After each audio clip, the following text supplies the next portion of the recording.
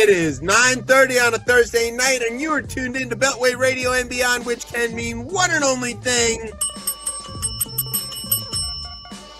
Then I got the bell back. This is ChipChat. Welcome to ChipChat, everybody. I'm Chip. Who are you, Tez? You just told him, buddy. Look at that. I hit it all there at it once. Is. Look at That's you. a massive win for us today. Rhyming even as you were saying that. Look at that. Look at you. Happy Thursday. Happy Thursday. Doesn't feel like a Thursday. Oh, it feels like a Thursday. Oh, does it? Well, because we're here. Yeah, exactly. What do you mean? It doesn't feel like and Friday's about to feel like a Friday. Yeah. Christ. You and I are the only two people who dread Fridays. I do. I despise Fridays. Ryan does too, but he can't admit that. He doesn't admit it. But I despise Fridays. And again, enjoy. I don't know how long we've been doing this. I enjoy hanging here. I think we're on like year 6. We're coming into year 6 or something. Yeah, might be year 6. But Fridays just suck after that. So. Yeah, but they're not as bad now that we don't have Hop Slam. Yeah, which they've moved back to the normal. They should be coming out soon. They should be. We should be on Hop Slam watch. Remember they flipped the date? Like they came out at a random. It was that one year they were out in like I don't know when it was. It wasn't January into February as it's always been. It was That's when it's supposed to happen. That's when it's supposed to happen. But I read something that they went back to that. So yeah, because it comes out after Mad Elf. That's usually like on my schedule of things that are dangerous. Mad Elf and then Hop Slam, and then hopefully what happens is not enough people buy the Hop Slam later into the season. And then Giant doesn't know what they've got on their hands, and they're like, just get it out of here. Yeah. They're like, here, have 1 year. Have 1 year. Oh my God, that was so awesome. They're like, here, this is $3. I was like, okay. Sending pictures of Hopsland. Like if you scroll back from far it was enough. Stacks of it, dude. It was stacks I remember that one picture. Yeah. I think I took a picture like it next to it, and it was like a pyramid. I was like, look at how much there is. No one knew what was going on. Yeah. Anyway, shout out the Bells. Yeah, big fans. All right. So that's enough DJing to ourselves. So this is a special edition of Chip Chat because we have a guest with us. And he's an expert side dude. Do you know what a side dude is? I don't know what that is, yes. And an expert in front of it. Yeah. I put all that together. He wrote a book about it. His name is Romello Marcellus, and he's here to discuss his new work about the subject. Now, you and I are old guys who have been, in committed long-term relationships now for so long we can barely remember how to tie our own shoes or like what it was like to choose what to eat for dinner. And so, so I have no idea what this is like. I'm very excited to find out about what it's like out there in the world. So that should be good. Okay. As I was reading through this, I was like, oh, wow, this is an interesting topic here. So it is. Some interesting topic. And of course, we've got Greenland turning into Iceland, Halligan turning into Don't Call Again, and the Department of Labor is stripping again. No. Yeah. Yeah. That's that was a mouthful. Yeah. Oh God. Nope.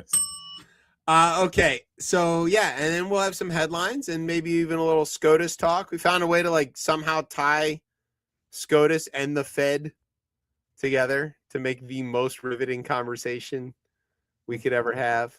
I told you last week. I told you they're gonna figure out how to punt this. Yeah, they have to get this. They don't want to do it. Can't mess up their money. Well, White Jerome is safe for now. But he'll be gone soon. Well, no, he's going to stay. He'll stay, but he will not be. Out of spite, he's going to stay. Yeah. Bobby Weir's dead. What reason does he have to like? I guess. Yeah. Like, what am I going to do? And Dead and company losing another.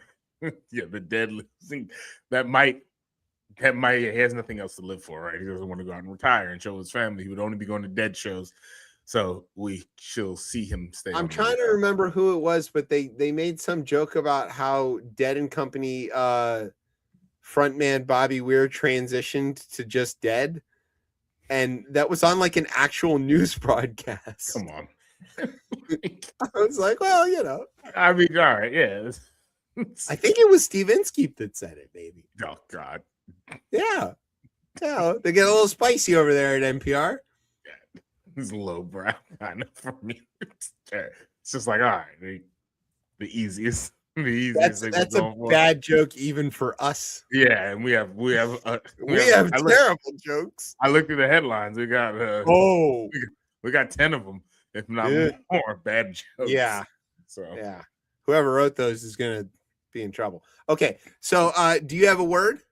Do I have a word? I have a word. Don't think too hard about it. I'm thinking too hard. Yeah, I don't know. Yeah. Do I have a word? Yeah, I got a word. Okay. That was long enough. I'm sorry.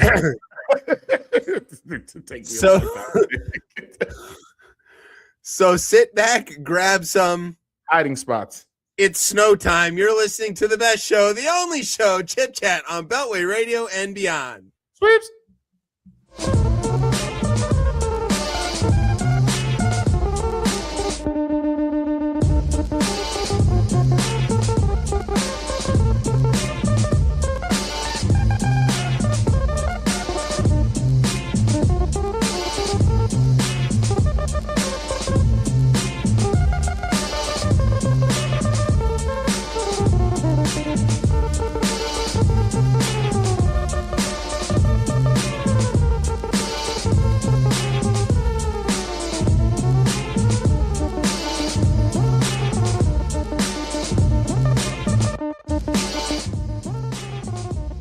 All right, welcome back to Chip Chat here on Beltway Radio and beyond. I'm your host, Chip. With me is Tez. What's popping up? All right, so we have a guest, and let's explain who he is. But I have a very important question to ask him before we start all of our pre-written questions, which we never stick to anyway. So just let me ask him one right out of the gate. Sit back and okay. Romello Marcellus is an author, cultural commentator, and media personality known for intelligent, unapologetic conversations about modern relationships, accountability, and masculinity. His work prioritizes psychological clarity over viral noise, and for whatever reason, he now joins us here on Chip Chat. Romello, welcome to Chip Chat. Man, thank you for having me. So I do need to ask you this because I was watching one of your videos recently about Sharon Moore. And the reason I need to ask you about this is, like all Michigan fans, I am utterly despondent over what this means for us as an organization. I don't know how to handle this. I'm broken in more ways than I can possibly count. And you talked about him for an hour and a half, which is short in the way that I think about him. So can you explain to me how I should feel about Sharon Moore? You should have no feelings because he's not going to be around. He's gone. I know that. I'm very aware of that. You need to be concerned who's going to be in Ann Arbor next. I'm very concerned about that too. I mean, we got him. We got Kyle, Whittingham. That's good. But, I feel sad. That's the only word I have to describe this. But he did it to himself, I think, was the gist of what you said for all that whole YouTube video. Yeah. See, okay. Basically, his whole thing spins basically into the book series that I've actually put out.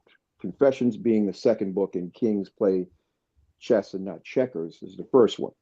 So we speak to men's disciplines and the lack thereof, i.e. being driven by one head and not the actual head, and you lose everything.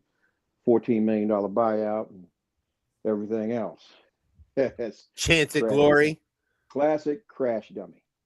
Yeah. When the arrest portion was when I was like, what the hell's going on? And to have him show up in the court in the frosted man suit. That white suit meant he was on suicide watch. Wasn't he out with his family the other day? Yeah. Sorry. All right. I shouldn't have brought it up. It's but I just wanted to You ask. brought the shit up. I know I brought it on You don't myself I don't know why you want to because I did research and I'm a good reporter or whatever. I wanted to know. Reporter. Yeah, reporter. I just I don't know. I felt like asking him. He did a whole thing about it, and I can't talk about Sharon Moore for an hour and a half without sobbing. So the whole thing hurts me in every feeling I have. So I don't like it. Okay. Let's get back to the book though. So we do want to ask. We need a definition. Let's start off. What is a side dude? Someone who is potentially selected to fill a void. A specific void, I think, but well, there's many voids, right? Yeah. Well, there's basically two aspects of the void. So we talk about infidelity. This is really not that, but the spin on it is the actual portion that the side guy receives if there's no clarity in the beginning. All right. So most would say the physical act of cheating is the cheating, but the harshest aspect of cheating is the emotional part. The emotional infidelity gives access to everything. So let's just say I met someone and they didn't disclose that they had someone. I couldn't gauge my emotional gauge with this individual because I'm, under the in the impression that they were single. Right. So I move forward as if we are actually establishing something. But then there are those who are honest about their situation. So now I can control that. So let's talk about side guys. Side guys that know that there is someone, it's merely a phone call and a tune-up. You call me, I'm gonna tune that ass up and I'm gonna send you home. I'm not spending any bread on you. I'm not doing anything. Because at the same time, you look at the deceptive nature of the individual you are engaging. Even to the point, I've had a woman call me up and say, hey, I'm going to send you the grocery list and the money. Go buy the groceries so I can spend 2 hours with you as opposed to spending that amount of time in the store. Okay. So that's a lot of planning. Yeah. Yeah, it's way better than like calling Domino's on your way. Like I think it's about the extent of plan. I don't think I planned my bar mitzvah that well. Hey. But you got to understand there's a difference in the deceptive nature between males and females. We lazy. Basically, hey, look, I'm at the bar down the street. There's a dewdrop in across here. We're going to go here and do this. But, when a woman decides to put a plan in play, CIA ain't got nothing on her. She's going to have accomplishments and everything else. So when the side dude is aware that he's a side, are there like levels, right? Is there like the side dude who doesn't know he's a side and he's getting kind of emotionally battered in that relationship versus the one who is aware and is, I guess, okay with it, right? And so then maybe he's a little more like maintaining, right? Are there levels of side dude? Could you be aware and being battered at the same time? Is that even an option? Ooh. Okay. You can. Okay, so there's 3 levels. Yeah, so actually 3. So even with that, we talk about someone would say, well, to be a side dude, you're living in a state of silence, but it's actually containment. You're being contained. Once you figure out the parameters in which you can play, you play in those parameters.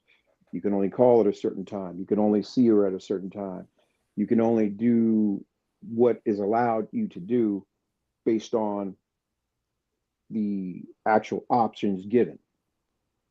A lot of times, if you are not in control of your emotions, you'll find yourself questioning yourself. Holidays and things roll up and you're not a part of that thing, but you're attached to this woman. And it's happened. I write about it in the book, actually in book 2, where you have a gentleman who met a woman who kind of severed ties with her guy. She didn't let him know until they were actually together, after she had separated from him, that they kind of overlapped. She got back with her guy, and this is a true story. And she ghosted the guy, didn't tell him anything, and he ended up finding out that she had gotten back with a guy because she had posted her nuptials in the paper. Oh, the day of the wedding, he found her. The groomsmen had left the hotel. The bridesmaids came down. They got in their car, and the matron of honor came down, and then the bride came down. Unbeknownst to the bride, the guy saw her, found her, walked up behind her, doused her with lighter fluid, and boom, the wedding didn't happen to 3 or 4 years later. And this is a true story. Jesus Christ. Let's not do that. Exactly. Okay. So that is like the craziest crash out I've heard. You better know it. What? Yeah, lighter fluid aside, let's. I mean, I guess even to, I mean, are you just emotionally hijacked at that point? Because like the brain is off, right? At that point. So the book, the books are basically, it's not about cheating. It is about dealing with emotional accountability. If you are reckless with your decisions and your choices with people and how you handle them, there could potentially be consequences. Okay, let's just say you got a side dude, and the woman, let's say she's dissatisfied because she's not receiving the proper attention at home, whatever that may be. She didn't calculate the fact that she may have found someone who was in a position that, okay, could very well entertain her, but get attached to other things about her. And then that happens. It happens with females too, where you have females that have walked out of their places and have had things happen to them because their partners didn't account for the fact that someone was not emotionally stable enough or sound enough to play their part. So, as men, I'm sorry. Go ahead. Go ahead.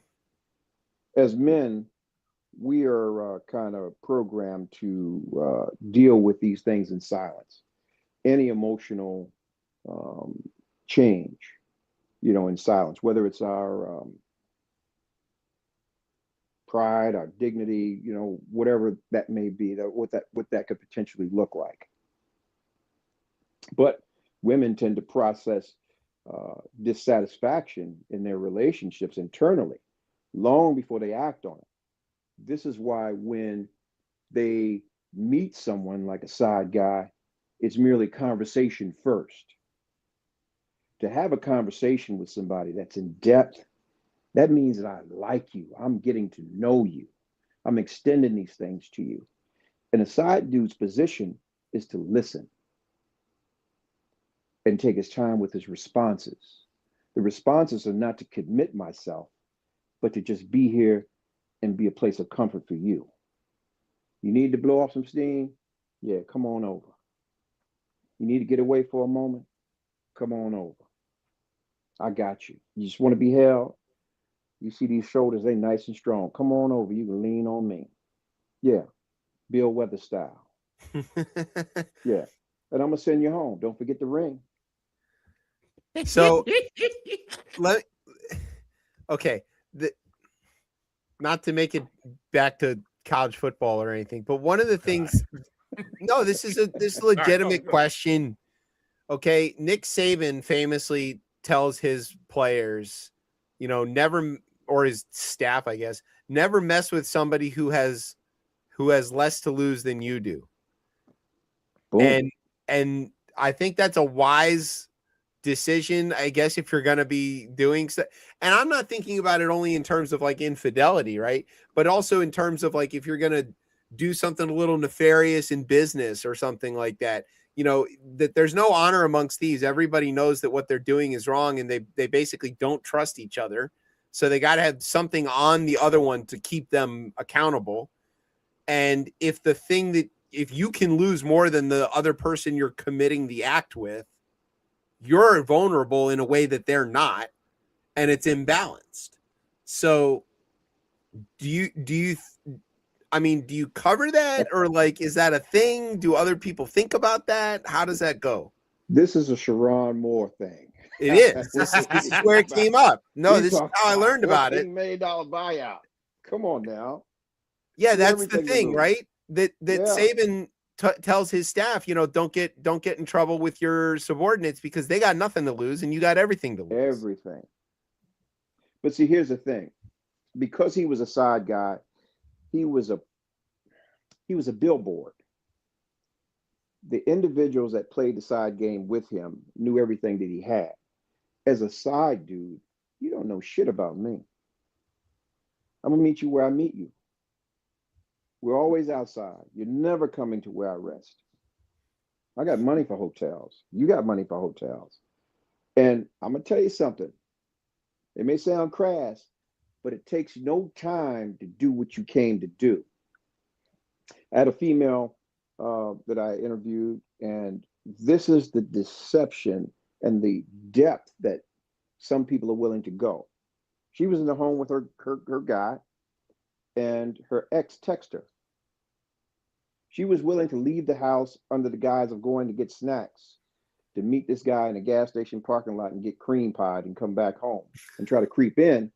And then the guy, her significant other, wanted to have relations with her and began to give her fellatio and said it tasted good. And she hadn't had a chance to wash. Yeah. Cheers, Okay. brother. This is an episode of Jerry Springer I hadn't prepared for. Well, I'm just saying these are the things that happen. No, I'm aware that they happen. I'm okay. So the side guy aspect of it, right? Like I think the real issue here is about the emotion though, right? And so like if you are the side guy, you're being used, and maybe you're using the other person as well. I suppose it could be that. But like, is this meant to be, you keep mentioning about like containment and controlling your feelings or emotions or being in control of that. But like, let's say you start off in control and then, you start to you feel left out. You feel like you're not getting the full thing or whatever. Like how do side guys sort of bring that back and be like, nope, this isn't for me, and can they also like be running, can they hit ignore? Like well, if the girl calls him, can the side guy be like, no, I don't want to talk to you right now? Can sure he do that? Sure he can. But here's the thing. Depending on the scenario, the guy can get lost in the rapture, i.e., the feeling of being with this woman and how beguiling she potentially can be with stating. Matter of fact, you know what? Here's the thing. If a woman calls you guys and she's talking to you, 9 times out of 10, she's talking to you about the things she's not receiving at home. She's clowning the guy. Oh yeah, that motherfucker doesn't. Excuse my French. He doesn't. No, you can say that. That's do fine. X, Y, and Z, and so on, right? So you're just listening, and you may just go through the motions because you're just listening, and you're giving her the very things that she does not receive at home.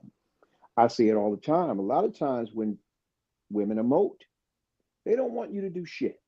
They just want you to know that I heard you.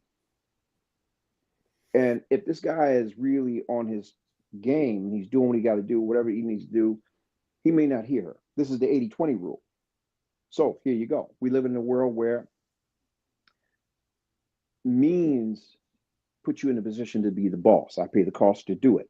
Right. If I got money, I'm not available to you. But if I'm home, I'm broke.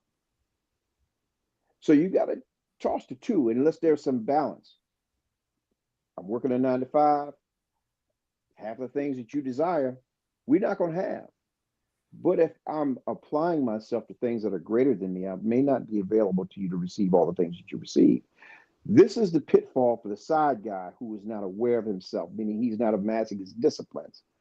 So the book that I Kings is merely about men understanding the disciplines of themselves and not orbiting around things, meaning being the center of it all. But a side guy, he's on the sideline. He's going to play his part. He's going to be the accomplice. He's going to be the cousin. He's going to be the childhood best friend. He's going to be every aspect of it. And to the point where in conversation, he knows who the woman's mother, the brothers are, the childhood friends, where they grew up are. Because if it ever comes down to it where he's grilled by the man, he's able to answer those questions and be believable. It's like kind of like having a job, isn't it? You better say it. I mean, let me give you an example. Let's go back to 1990. Well, let's just say some years ago. We're old. You can say 1990 something. We remember. Hey, I was fully employed. I was a side guy to a welterweight fighter who was a champion. He held multiple belts. And I was a side guy to his wife. And this is nothing that I have to embellish because it's documented. And this woman was, she was lonely because he was never there. Even to the point where I had taken pictures with some other people when I was out on the road, and this person expressed emotions that she would express for her husband. And yeah, man, it went left quickly.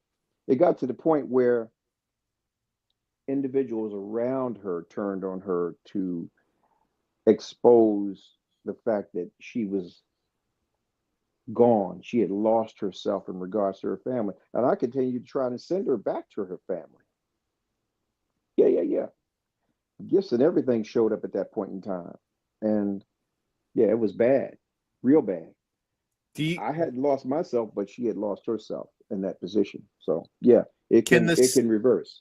I was going to say, like, can the side guy like send her back? It's like, I'm done with this. This is too much for me. I don't like it anymore, and break it off, or like, then does she always live in fear that he'll expose her, or what's the deal? Well, usually when they get to that point, they don't care. They've chosen to go back home, and whoever's there has already licked the wounds and accepted them back and say, okay, well, it is what it is, because he's simping. And that's that. But if I was the guy, you'd be packing your shit tonight. Yeah. Well, there's no get back, because if you do it once, you can do it anytime you get ready. So we learned, from you and from others, that men can now have emotions until Pete Hegseth bans that along with beards. And so aside from like feeling left out, what are some of the emotions that the side dude would run through over the course of these relationships? It's not so much the emotions. Here's the thing. We as men, we're always in competition with other men. Okay? It's conquer. It's not about division. The fact that this woman chose you, you have to be sure about your pimping. If it's faulty, you're going to fall for it. She's already showed you she's deceptive because she chose to fuck with you. Right. So if you fall for this woman who is stepping out and deceiving the guy at home that's 9 times out of 10 making provision for her to do the shit she's doing, you're a crash dummy. You're supposed to just jump on her and pay her in pounds and keep it pushing. Pushing. I was like, where the hell's the bell? That's a double. The bell should have been used minutes ago. Yeah. All right. So not emotions exactly, but like, do side dudes talk to other side dudes to like, do they have like support groups or like, yeah, or like, hey man, I'm feeling wrapped up in this, and I know I'm not supposed to. And the other side dudes are like, no man, stay strong. We don't love these hoes. Get your fucking head in the game. Your right hand in the fucking get your head in the game and pay it in pounds. And then like or so do they talk to each other? Do they exchange tips? Is there like do they have like an app or something where they I don't know, do they chat groups? What you know what I'm saying? Do they get together in like church basements to discuss their recent activities? How does that work? You know what? It's like pimping. It's a lonely game. You got friends that you talk to, but you don't share notes. What if it turned out they were sharing the same person? Like they were both side dudes to one girl. You know what? Would it matter? Yeah. Would it matter? It It doesn't doesn't matter because you're not emotionally attached. Yeah, it wouldn't matter. It doesn't matter. This might feel kind of indelicate, and this is probably indelicate to say, but I guess to be successful at this, you almost kind of got to be like to compartmentalize this right in the state of emotions out of it. I don't know any other way to say it, almost kind of psychopathic, right? In the sense, Yeah. like you almost got to be kind of like a psychopath to go do this type of shit. I don't know any other way to say that. Well, no. Correction. Not a psychopath, but kind of a sociopath. Sociopath. Okay. That is, yes, there it is. Sociopath. Yeah, because you almost, you got to just, that's some James Bond type shit, man. Exactly. You have to put everything in a box and not let it affect you. It's over there. Just that shit is there, and we can go about our business. I don't know how I can't do that with anything. Listen, you listen. Let's. Do you have women? Yeah, I'm married, and I'm 21 years together. Like I'm not doing anything. 21 years, right? Let's put this in a box, right?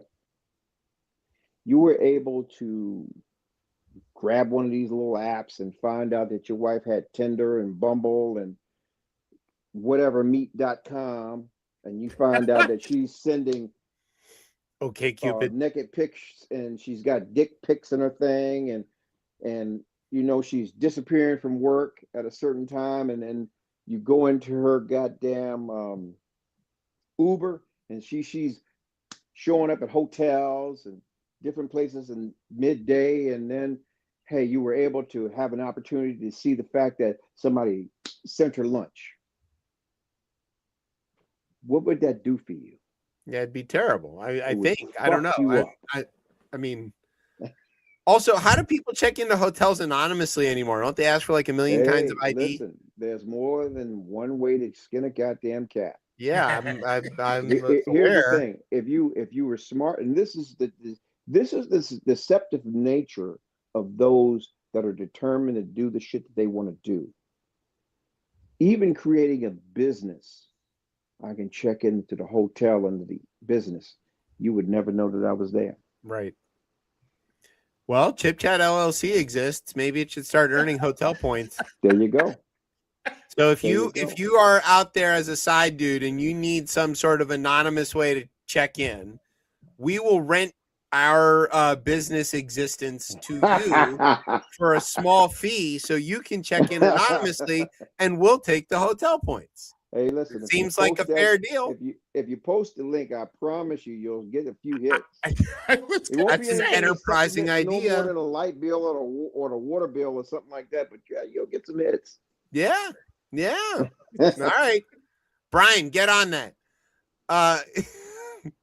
Okay. So I am just, there's a lot of blues songs that basically are this thing, right? You know, like I think Our Girlfriend Is Cheating on Us or something like that. You know, there's various ones that have that kind of line. How does side dudeology show up in art in your experience? You know, as a side dude, you've already learned to compartmentalize your emotions. You see the individual in front of you for what they are. Can I be crass for a moment? Sure. Can I do this as an attorney examining a potential hostile witness? I mean, I'm not. Yes, I'm not hostile, but yes, please go ahead. Call her Sarah. Sarah. Damn it, okay. Sarah. There you go. So you're gonna be the judge. Your honors, and Sarah's her. So Sarah, bitch, you knew you were unhappy at home, and you decided to extend yourself to Ronnie. You started a mere inbox exchange on Facebook. which is the new outside. That's COVID. That's yes. That's the new So outside. you like each other's pictures. I like your picture. You work in the gym. You doing your thing. You on the boats. You on the bike. You know, I like you. Yeah. I like you too. But I see you got a husband. Oh, don't worry about him. We probably gonna get a divorce. Bam. Ronnie says, well, wow, that's sad. The response from Sarah is, nah, it's just been time. You know, we've been doing it a long time. The kids and all that, they gone. And Ronnie said, well, okay. Boom. A couple months go by. Sarah, did you inquire on Saturday, January 27th, 2026, that you would like to meet Ronnie at the coffee shop just to do a formal meet and greet? Because the inbox was not enough. Mm-hmm. Your Honor, please instruct the witness to answer. Go ahead and answer the question, Sarah, Yes. you bitch. Okay, see, bitch, you're wrong. Because at the same time, you didn't inform yet your husband that you were truly going to do what you were going to do.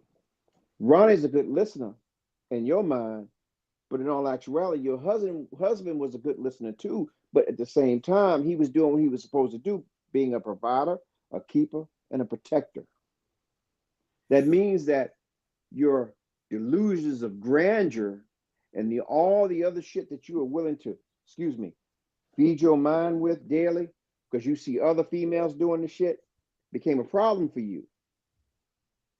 So let me enter this into evidence. This is evidence exhibit A, where you have most females that are willing to wake up out of their bed, not even touch the man next to them, and go to the shitter with this little gadget right here and tap into the world and see what other females are getting, or selling their souls for, and they believe they're entitled to. Okay. So now let's reel this back in. Sarah. Yeah, answer him, Sarah. You met Ronnie on Saturday morning at this fucking Starbucks coffee shop on Wisconsin Avenue. Yeah, you did. And you had a good conversation, didn't you? Yeah, you and did. A latte. You like Ronnie. You did what you needed to do. And you wanted to go to dinner with Ronnie. And Ronnie said, okay, but I ain't got no money. And you said, shit, I got plenty of money, Ronnie. We going. And that money you got wasn't even yours. It was your husband's. You went so far to spend your baby's college money to make sure Ronnie had a good time eating lobsters and scrimps and strawberries, and y'all drank bourbon. You did what you did all night long and had conversation. Ronnie didn't try to hump on you. Did Ronnie try to hump on you? Yeah, answer him, Sarah. Answer the question. No, he didn't do it. All righty. He walked you to the car. He sent you home. And that was Saturday night. And Monday morning at work, you couldn't contain yourself. You had to call Ronnie and say, can I see you for lunch?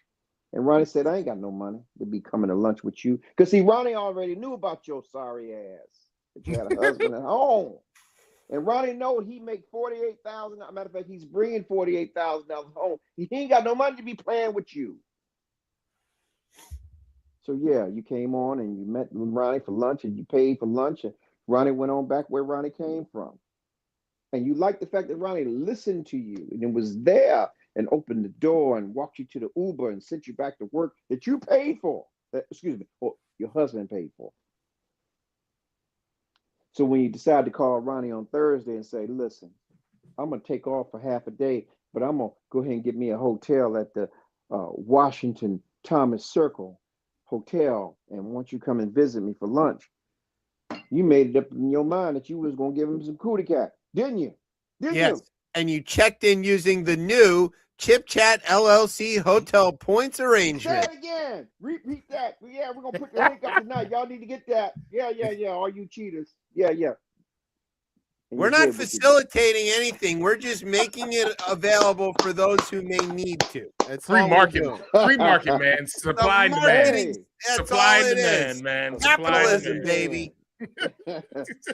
This is rent seeking at its highest. We simply own the existence of a corporation, and people will pay us to use it for whatever. Hey, listen, I want to light up so bad, man, and I don't want to offend anybody. I got a good cigar over here, and I need to light it up.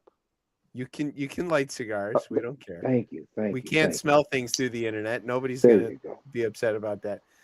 Okay, so in this hostile witness version of the story, Sarah's moving very fast, right? She's gone from like a few text messages to like three meetings in a week, and husband seems to be totally unaware, and all of that.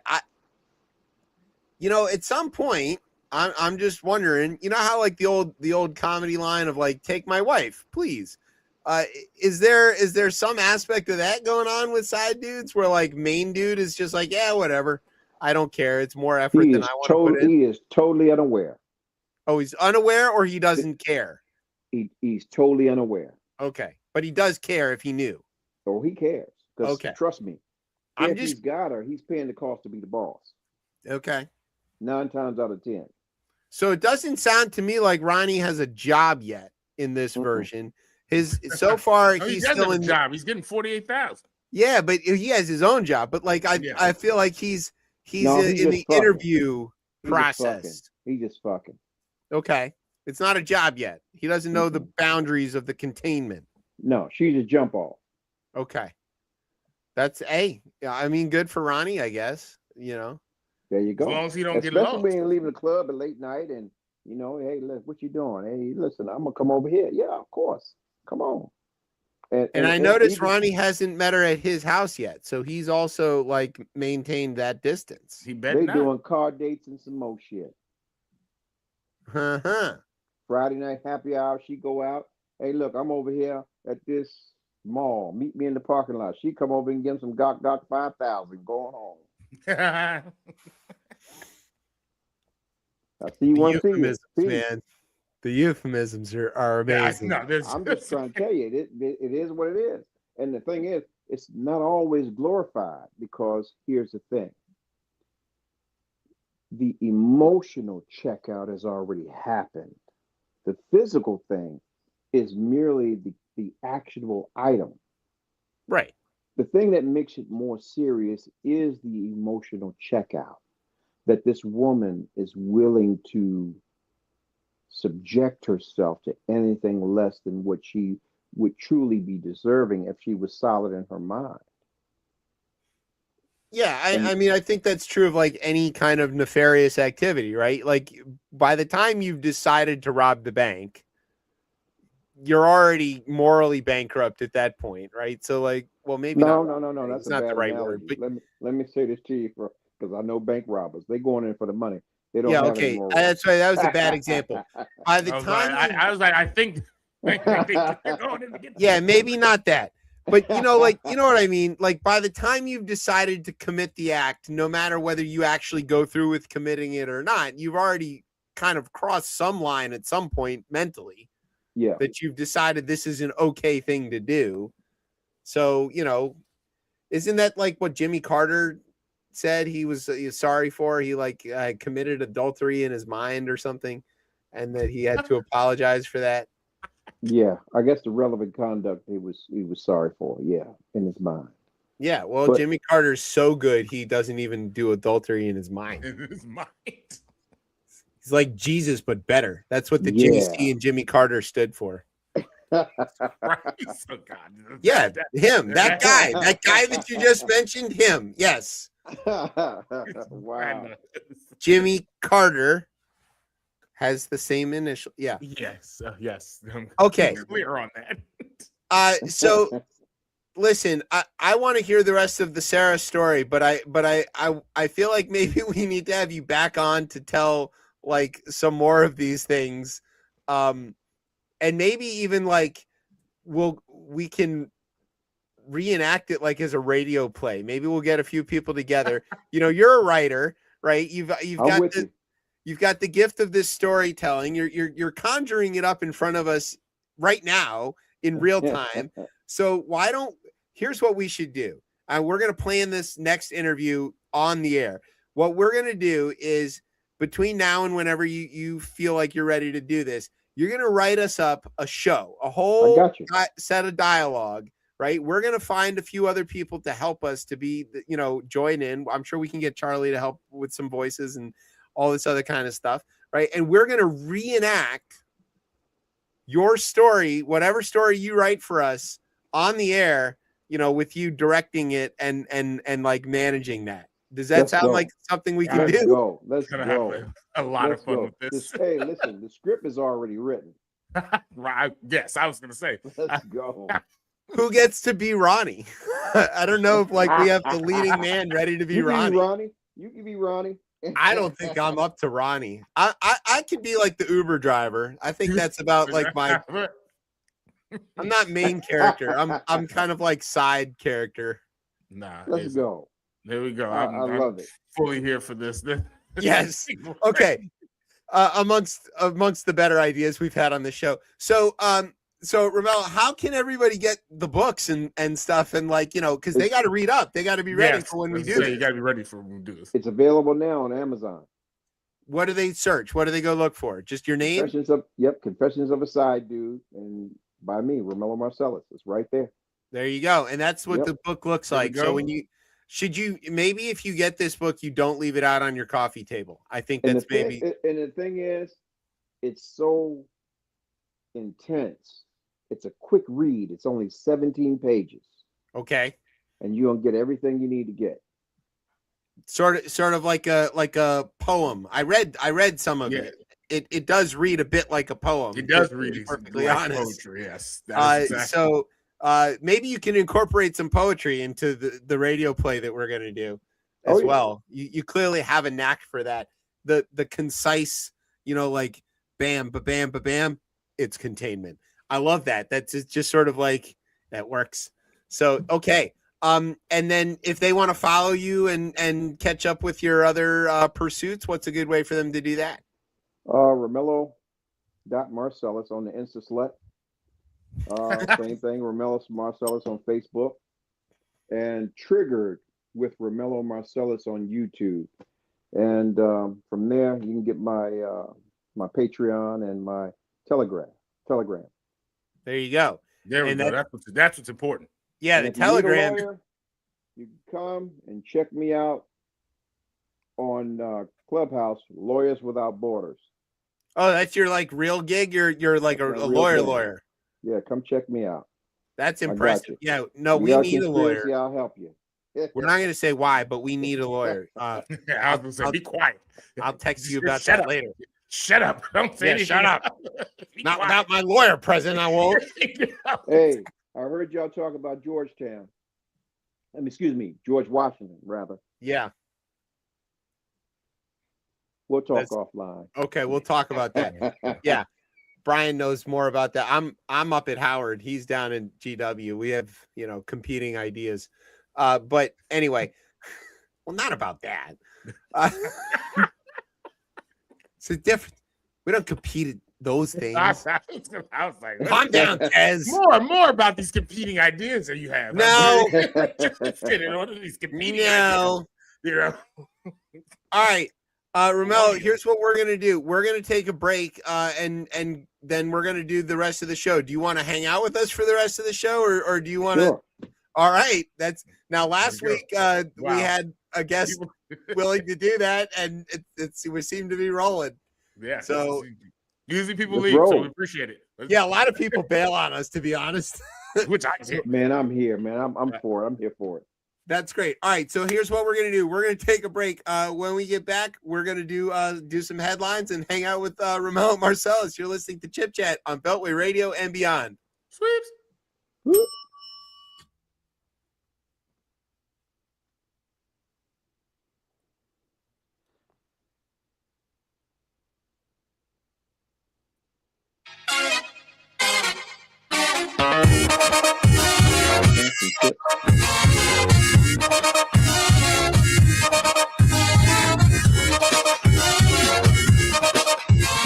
What do you think?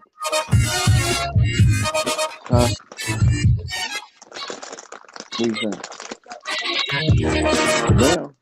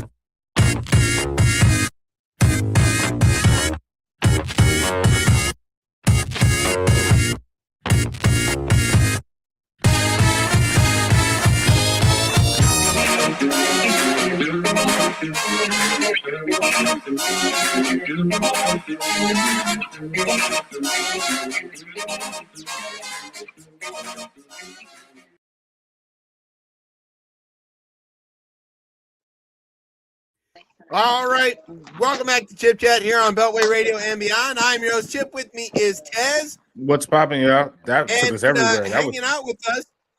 Yeah, sorry, that was cool. Hold on. Hanging out with us is Romello Marcellus. Yeah, sorry, I'm here. Goddamn, here I am. Goddamn it. There we go. That's right. And Brian, who was that or what was that? That's oh great! I have to find it again. That was Rat Taxi by Louis Zong. I like that, man. That was dope. Yeah, it was. That was the name. Partying out, man. Listen, I was about to crack a rib in here. Yeah. Yeah, I was getting down. I figured it's like a good, since we're talking about side dudes, so the whole rat race of trying to find some decent girls. Rat Taxi. Piece of a girl. That would be the worst name for a food truck. Rat Taxi. The Rat Taxi. What did you have for lunch, Rat Taxi? Rat Taxi. Yeah. Don't go to the Rat Taxi. All right. Speaking of rat taxis, do you want to do some headlines? Sure. Let's do it. Okay.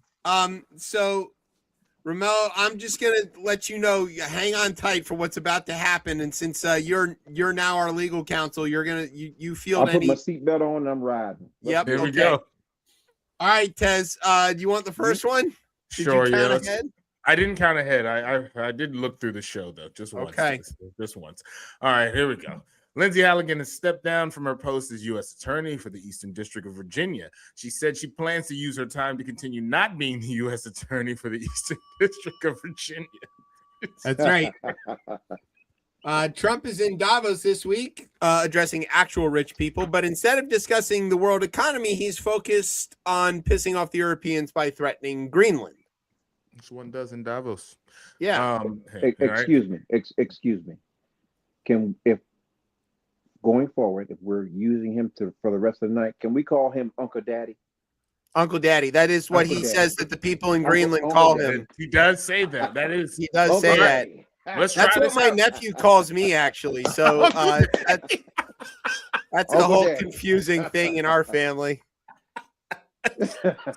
Sorry. He goes, you're my favorite dad. And I was like, you mean like all the dads you know? And he goes, no, my dad is mean. You're nice. And I was like, oh, okay, cool. That's the response. Just like an uncle who's a daddy. Just like an uncle. I have his cousins, right, are my kids. And, I am a dad and he likes me better than his dad, which that's the uncle's job, right? Is to be cooler than the dad. Okay. Right, so we're trying this Uncle Daddy out. Let's see. Yeah, let's see. Intelligence sources say they got Uncle Daddy interested in Greenland by telling him he could banish all the vegetables to the green territory. Yeah, I tried to get this. I'm going to do one of these straight spaced. I'm going to do one. In an effort to protect its territory, Denmark changed the name to Green New Deal Land. Just stay the fuck away from that. I say no one did it. Drill, baby, drill. Oh, I get all the ones now that have. Okay, no, this is crazy. All right. Uncle Daddy's efforts against Denmark could backfire, as all the Ozempic in the world is produced by the Danes, and for no reason at all, Sarah Huckabee Sanders recently came out against U.S. control of Greenland. No. Canada joined the other remaining NATO allies in condemning Trump's threats to use force Uncle to take Daddy. Greenland. Uncle Daddy. Sorry, Uncle Daddy's threats to use force to take Greenland, saying they were mad enough to write several letters, which in Canadian is fighting words. There we go. No, they actually wrote like an angry thing. Mark Carney used words. He was like, what say up there? What does it mean, eh? Yeah, we're not about that, eh? Oh, God. All they got is some bacon. Hey. Not even bacon, it's ham. They It just is don't ham. know that it's. They is don't ham. know what bacon is. It is ham. that Canadian bacon is straight ham. Oh, All right. Lord. While ranting at Europeans and world leaders in Davos, Uncle Daddy explained that his aggressions towards Iceland had caused some market turmoil, confusing everyone in Iceland and prompting Denmark to call Trump's Jamaican nurse.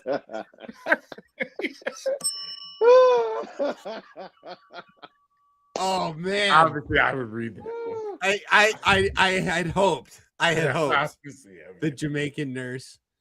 Markets did, in fact, respond to Uncle Daddy's aggression. The drive-through at KFC may never recover.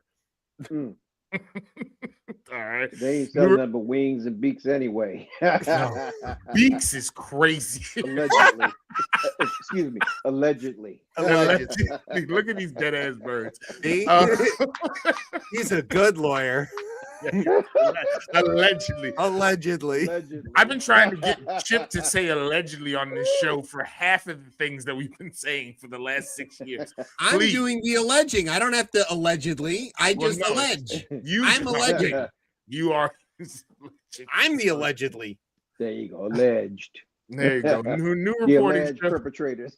The alleged perpetrators. Yeah, that might be us. New reporting shows that Doge staffers did take Social Security information and put it on unsecured servers. We'll talk about that later. And federal officials cannot access. So watch out if you suddenly signed up for 3 Grindr accounts under the screen name Big Balls. And that's Big Balls with a Z. Z. Wow. Yeah. Are they hanging? Or are they tight? Oh. Did they drop? God. Allegedly, they didn't drop. Allegedly. Someone might think you're a different type of sad dude than. Hey, it's a Grindr account, man. That's what you're doing. I was gonna say. I was like, oh Lord, you signed up for 3. That's Oh, wow. It's like CPAC every time. yeah. That is Yeah, true. that does happen. That does All right. happen. The Postal Service announced a deal to provide their last mile service to ICE as long as ICE agrees to wear the little shorts. Especially in Minnesota. They got to wear shorts in Minnesota. No. Oh, wow. In sports, Josh Allen proved with enough salt, even tears won't freeze Buffalo. Damn. Why you take Josh Allen? Everyone was crying. Everybody was crying, but I went after Josh because it was easy. Yeah. I mean, the writers went after Josh because it was easy. Yeah, there you go. Allegedly. The Allegedly. refs in the NFL had some explaining to do when they momentarily changed the rules of what constitutes a completed pass and down by contact, but this time not to aid Tom Brady or the Kansas City Chiefs. Got Got some explaining to do. Oh, wow. And no, not finally. We still got a few more. Prince George's County, Maryland, announced that they would be building a sphere similar to the one in Las Vegas, except this one is right next to the casino and a bigger waste of money. Congress, Jesus Christ, it is close to Congress. It is close, yeah. A snowstorm is expected to slam into the eastern half of the U.S. over the weekend. A snowstorm is what Donald Trump Jr. calls most weekends. And if you notice that we already did a DJ TJ cocaine joke last week, you're right, but DJ TJ doesn't remember, and it's still funny. We call him Cousin Daddy. Cousin Daddy. That's cousin Daddy. Oh, good. You do get the last one. I'm so excited to hear you read this. Oh, fuck. What is this? What am I about to read? I am not looking forward to this. I'm ducking. Oh, Jesus. Okay. Woo! All right, y'all. Here we go. This week, the nation commemorated Martin Luther King Day, or as Fox News calls it, Charlie Kirk Day. Oh. Damn. Christ. Oh. You know. That was rough. Whoever wrote that's got something wrong with them. He did. I mean, folks were saying they were trying to say he was like MLK.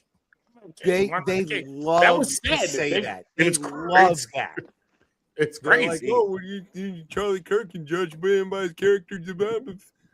Oh my God. There's only one thing they have in common. Yeah. That's true. That's why the joke works. It's only one. Only one. All right.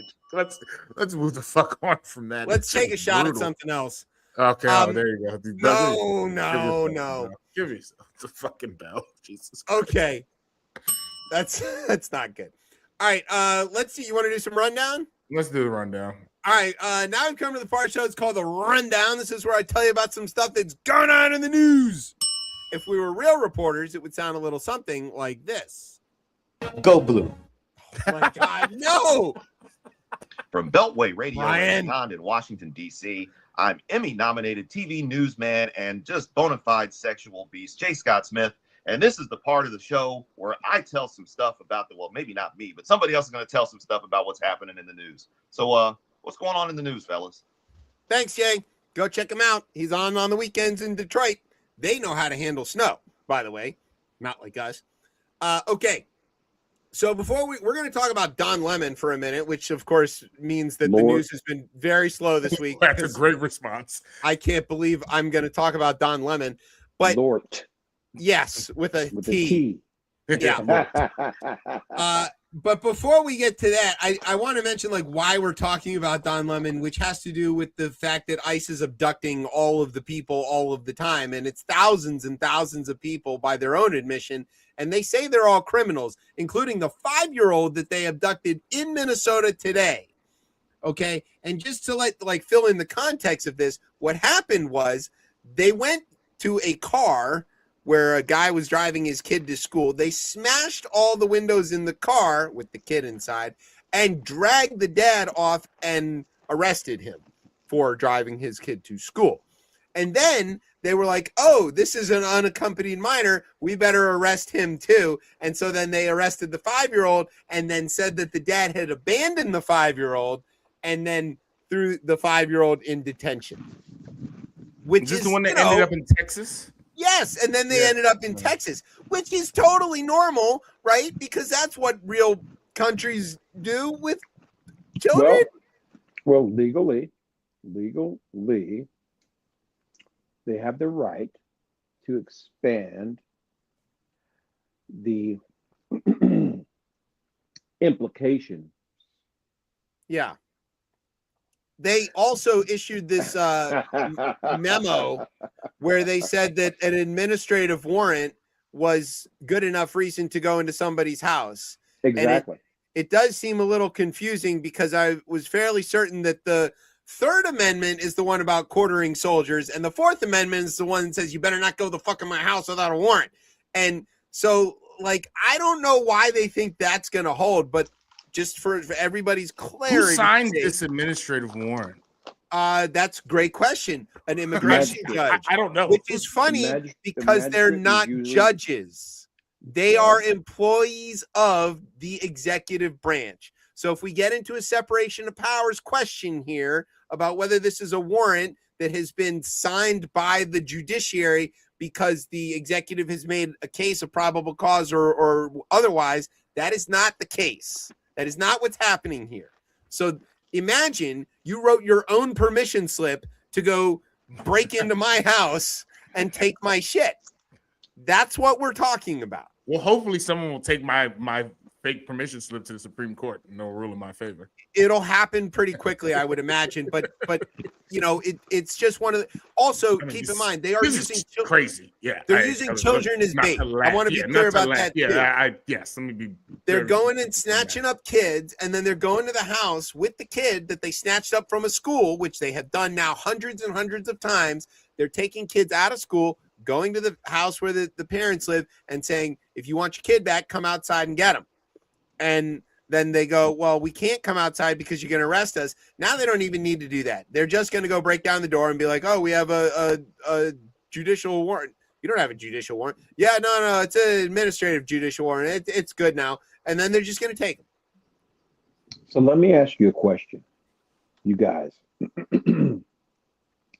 Depending on where these people are from, if any of us Americans went and posted up in their countries, would we receive any quarter in regards to how they decided to administer their law to us? Whether I don't know Sharia or any other law. I mean, I'm not familiar well enough with the Constitution of Costa Rica, but I'm pretty familiar with the U.S. Constitution, and all of the rights therein are guaranteed to all of the people therein. And so it doesn't really make any goddamn difference what country they're from. Isn't it persons? Isn't it persons? It says persons. All persons are 14th Amendment, very, very clear. Citizens. No, it says persons, and it says equal and due process under the law. But so it doesn't matter whether they're a citizen or not. Listen. In the court of law, persons applies to citizens. And if most people don't, most people do not recognize what the courts of law are. There are two things. When we operate in this country, we operate under maritime law, and we do not recognize what the actual courts of law are. They're the banks. So if you're not a citizen here, you're not paying taxes. That's one. The second aspect of it is if I cannot collect the debt from you, you're no good to me. So I can send you down to Gitmo, or I can send you back to your country, and all these things. So these are the nuances that play in regards to people they go and apprehend. I mean, that may be the practical application, but the 14th Amendment, to be clear for everybody who is listening, it says directly, all persons born or naturalized in the United States and subject to the jurisdiction thereof are citizens of the United States and of the state. No. This is what it says. This is the actual Constitution. But not the 14th Amendment. We go for the 5th Amendment on this. We can get, well, hold on. Before we even do any of that, no state shall make or enforce any law which shall abridge the privileges or immunities of citizens of the United States, nor shall any state deprive any person. Keyword. Stay with me now. Nor shall any state deprive any person of life, liberty, or property without due process of law, nor deny any person within its jurisdiction, of the equal protection of those laws. That's what it says. Keyword. And I didn't write it. Keyword citizen. No. Keyword person. No. Keyword citizen.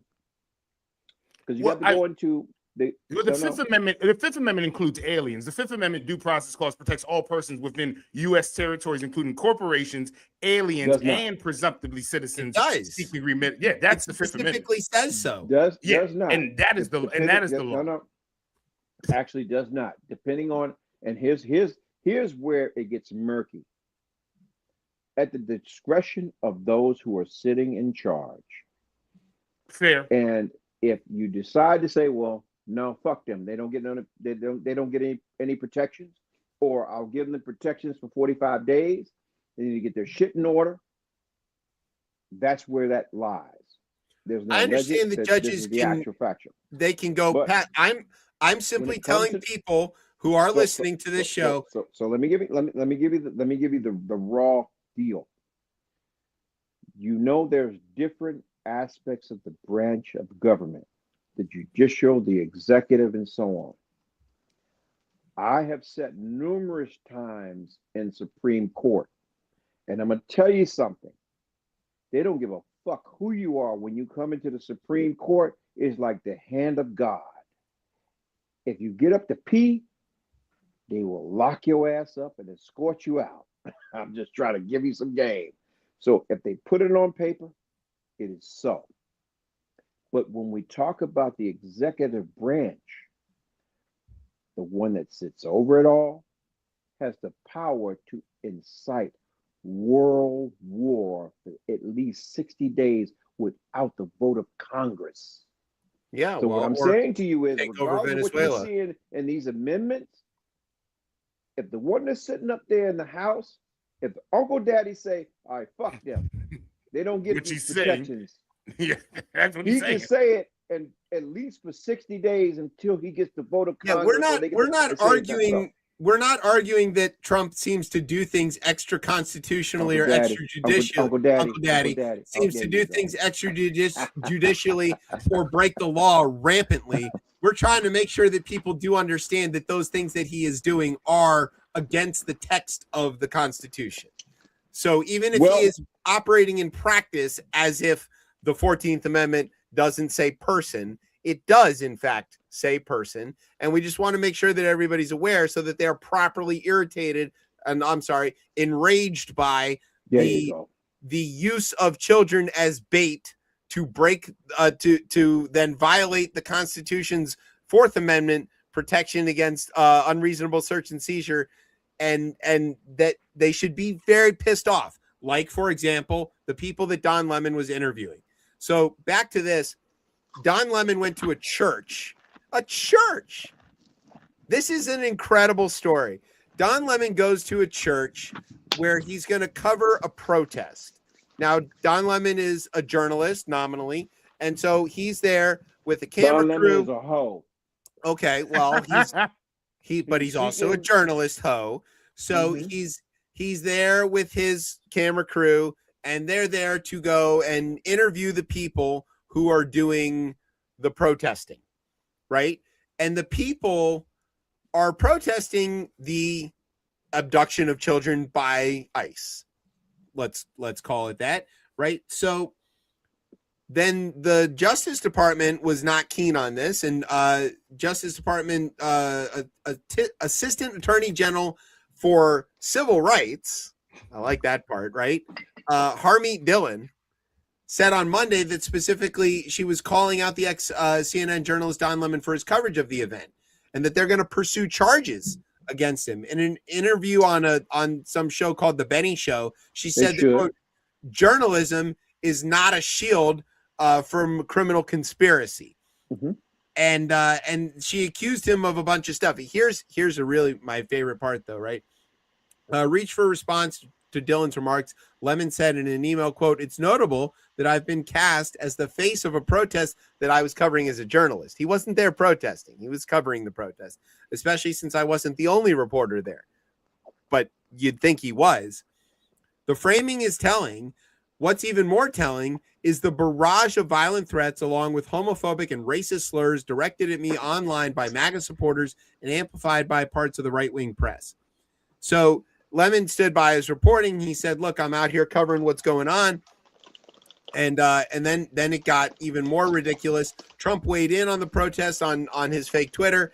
He said after midnight on Tuesday, like a responsible adult, he called it a church raid by agitators and insurrectionists. They're troublemakers who should be thrown in jail or thrown out of the country, Uncle Daddy said in the Post. And then he called out Governor Walz and Ilhan Omar and, of course, his favorite people. Okay, but check this out, right? What law is Harmeet Dillon going to use to prosecute Don Lemon? Of course, the Klan Act. The Klan Act. There you That's go. what they Yeah. use the Klan Act, of course. Dylan also mentioned the possibility of invoking Any law that was introduced due to the end of slavery or to protect enslaved folks' rights as they come out of slavery will now be used against black folk. That's right. The move. That's the new move, clearly. So she's going to use Reverse the racism. Klan Act of 1871 to prosecute a black journalist for using his First Amendment rights. There's to cover a nothing new protest. with that in regards to prosecuting black men. We're very aware. It's Okay. just irony on top of irony. Yeah. Okay. Of course, that's So let me address that for a second, right? We're in a world right now that, and I'm speaking for us in the West, that this country was founded on one of two things: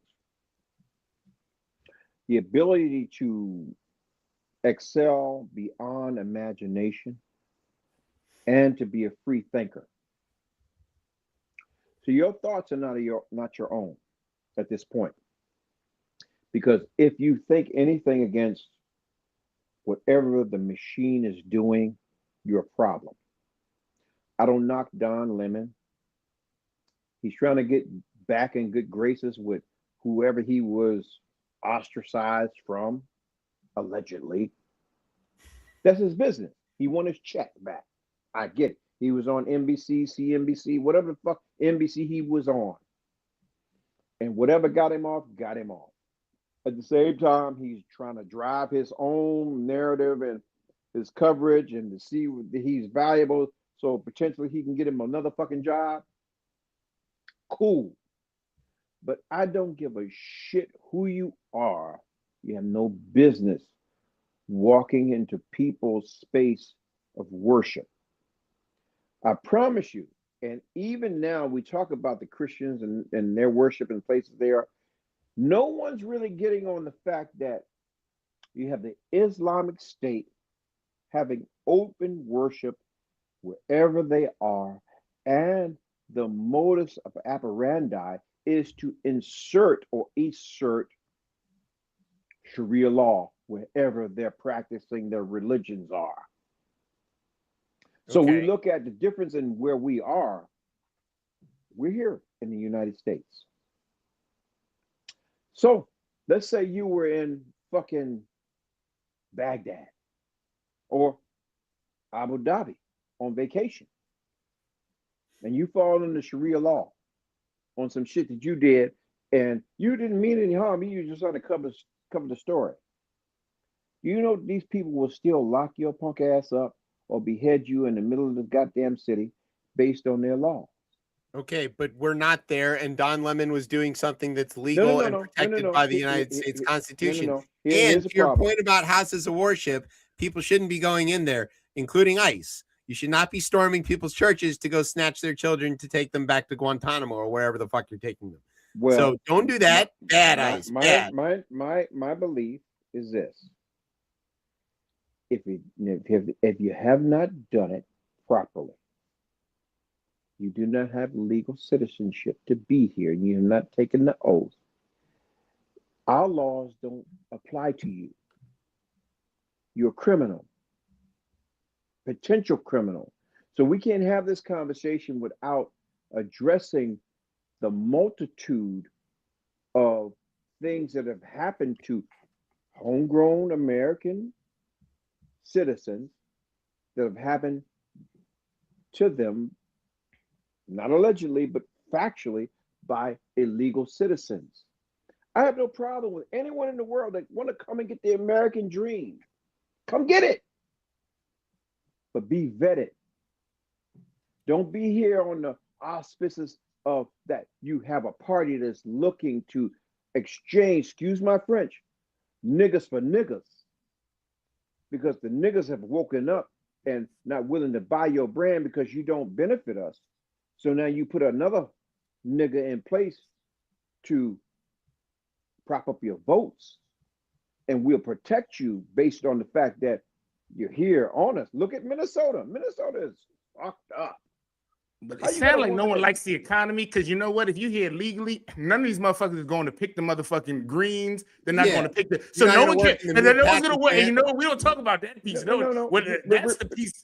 That's what you know. And I But find the- that to be economical catastrophe for this country. If we The want to go agenda that is route, the let's do agenda. that. Listen to me. But it's not I gonna be good. agree. The I agree land of with you, milk and Romello. honey. I think I that need to people go robbing who for as much milk and honey as I can get to send it home to my people. I agree that we should go after anybody who attacks homegrown Americans and deport them. And I think that I would love to find out which country we could send Tim McVeigh back to. Or you know, You put that motherfucker on Bird Island and let him just sit there. None. right. Yeah. So if you're an American and you harm other Americans, we're deporting you to where exactly? Bird Island. Bird Island. Got it. It's Okay. just somewhere off in the motherfucking Pacific, and there's nothing there but water and coconuts. Cool. So Lindsay Halligan, who was the pretend U.S. attorney for the Eastern District of Virginia, she's out. She actually finally left. She did And leave. it was kind of a funny thing, right? Because she was appointed to this job, and then the courts ruled that she wasn't legal to hold that Can job. I be honest? Yeah. Fuck her too. Send her to Bird Island. She goes to Bird Island. Deport Lindsay Halligan. That's it. Off she goes. There you So go. she tried to be U.S. attorney, and then the courts were like, no, you were not appointed legally, and here's about 18 reasons why. And then she was like, no, I'm the U.S. attorney, and she kept like trying to U.S. attorney, and then she had all of her cases thrown out and vacated by the judges because they were like, no, you're not actually this. And then a bunch of judges, 2 judges in particular down in Richmond, wrote these like long scathing things about her. One of them was appointed by Trump, and one of the things she he was wrote too. The point is, if you're gonna be in the midst of it, you got to play your fucking part. Stop writing. Lay well, back. she got fired basically by the judges, and they said you're not legit. And then she finally bowed to the pressure and she left. And I don't know what she's gonna do. I assume she'll go back to working in the White House someplace, or being an insurance lawyer, or whatever it is that she was beforehand. But So yeah, she's out finally. So let me explain my position. As a black man, I don't have a fight and a dog in the fight. I can cast a vote all day long. And honestly, I'm still operating under my own fruition. Whatever comes down the pipe, I got to receive it. My opinion is just that. And regardless of what people may feel, even in Minnesota, all skinfolk ain't kinfolk. And them big head, bobblehead motherfuckers up there, they're not related to me. And yeah, they should go back home because they came here and took advantage of situations that were available to us as true, solid standing Americans. So to even go back to this individual down in Richmond, you know what? Bird Island for her too, and anyone that looks like her. I got a son that's been serving for a long goddamn time, and he's the same and the equivalent of any guy that has stand or stood on the wall down there at Gitmo.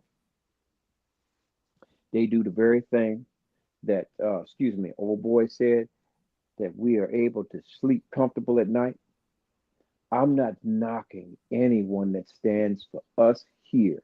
I don't give a fuck about anybody else that comes over here on a fucking boat. It's us first. Because we don't have our own house together, there's no way we could ever extend anyone or anything to anyone else. Because nobody's ever come here on a boat and made America better. You better know it. They come here even down to the person who is in the house that stated, hey, listen, my loyalties is to Somalia, not these people.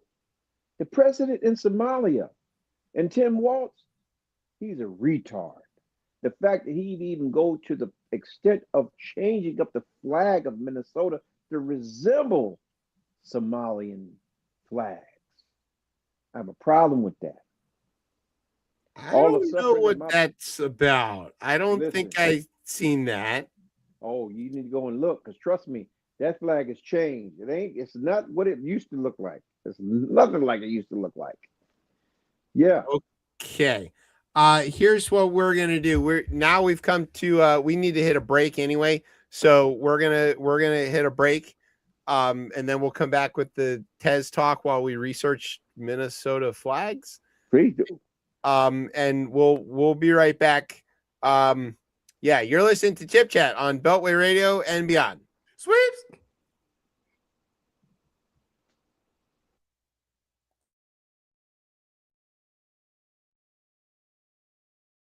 Bonjour, est-ce que je peux vous aider? Sorry, I don't speak French. I'm just visiting. Well, then welcome to Canada's Eastern Townships. Where are you visiting from? I'm American. Ah, okay.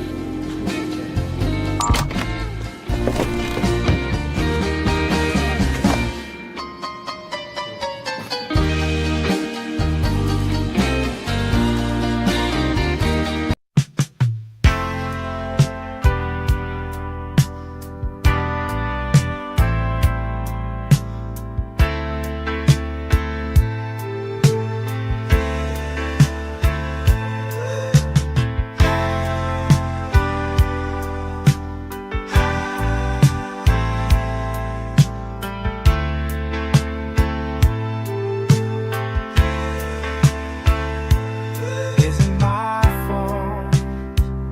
Is it something I did? Playing tackle football. He's afraid to get hit. Put him in basketball. We tried to practice. His first game 3 motherfucking times. He shot in the wrong basket. Oh no, I still love him. That won't ever stop. I just might love him more if he had a jump shot. Oh, my son is not good at sports.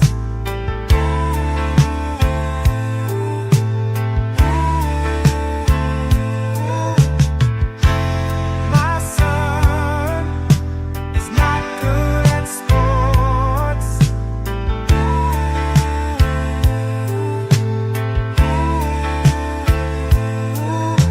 He don't got no arm. His handles are trash. Can't beat my jeans. I'm so fucking mad.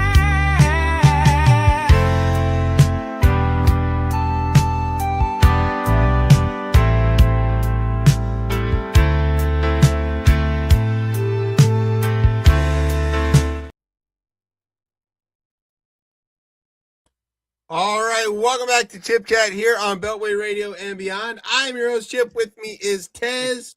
I hate all these damn AI songs, but that one is so that one is so dark. Is the pain. My son is not good at sports. I'm sorry. I mean, you know, the pain in the song. the pain, that shines through the humanity of it. Hey, wait until you hear the second verse. So, Oh hey. God. Oh, is that the Oh, next break? no. Okay. All right, Tez. So tell us, well, Brian, hit the thing with the sound and all that stuff. We don't even have it. I was like, There we we still go. do that. We still do that. All right, this one here. I mean, number one, this was already alleged, as that's our favorite word today, this episode here. But this was alleged months ago, right? Where Doge, obviously, for the first 6 months of the year, I think it's about 6 months, you know, they were top shots here in the federal district of Washington, D.C. And obviously they were accessing a lot of data. Well, now it's obviously been reported in court filings that they did access sensitive shared data, specifically everyone's social security data. Yeah, you know, nothing too crazy. It's fine for 19-year-olds to have access to. And whistleblowers raised these concerns months ago, right? That there's a potential that this was happening. But in the court filings, it's been proven. So this happened on Friday. And it's between Doge and the Social Security Administration. They discovered a secret agreement between Doge employees and an unidentified political advocacy group. That sounds fun. An agreement called for sharing Social Security data with the aim of overturning election results in certain states, according to the filing. This is in the filing. I'm not just making right. But shit up. Now let's just, to be clear, people can file anything they want in court. It doesn't make it true, but right.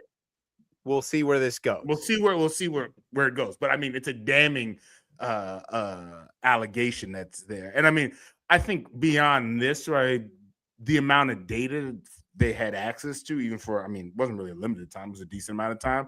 I mean, what does that look like going forward? But also in this article, they talk about it running foul, like the Privacy Act, right, where government employees should only be able to access like your sensitive data, like for specific reasons, like very direct reasons.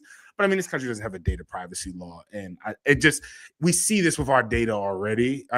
Everyone knows the only thing you get in the mail nowadays is something saying that, hey, your data has been leaked and we'll offer you a free year of creditreport.com or whatever the fuck it is. And maybe you'll get you $7 in a check for whatever class action lawsuit that happens. But I don't know. I mean, again, it's not that surprising. I think what'll be more surprising is how is this used going forward?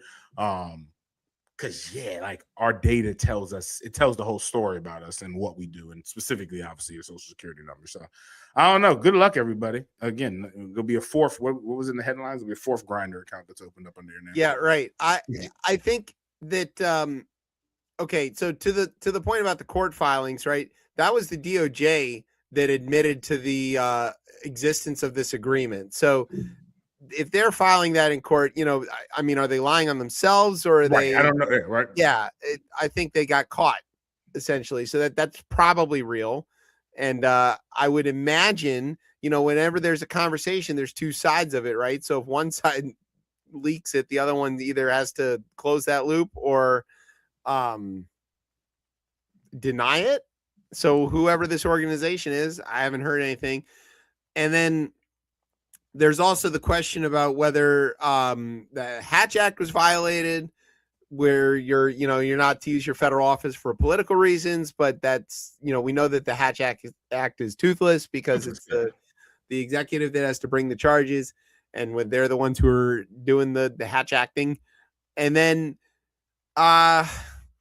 but then there's this other stuff, right? The agency also acknowledged for the first time that Doge members had shared the data with each other using unsanctioned third-party service that Social Security officials had been unable to access. So, like, let's say in the best of circumstances, they were using, say, a Dropbox or something to send big files to each other because they didn't have the way to do it through their system.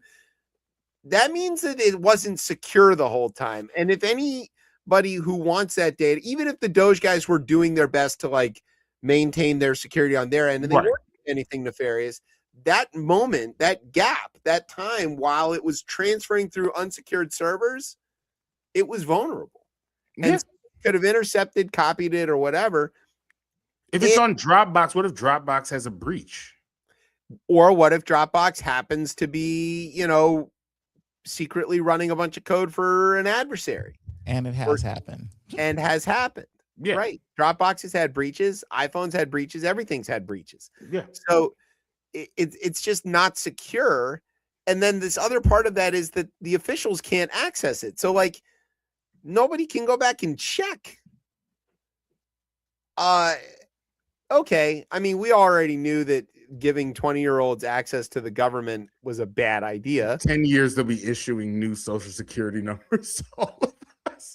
Yeah. Instead of getting those mail about your class action lawsuits, you're going to be getting one about come in for your appointment to get a new social security number. Yeah, because you clearly are going to have to come in. Like. Oh, yeah.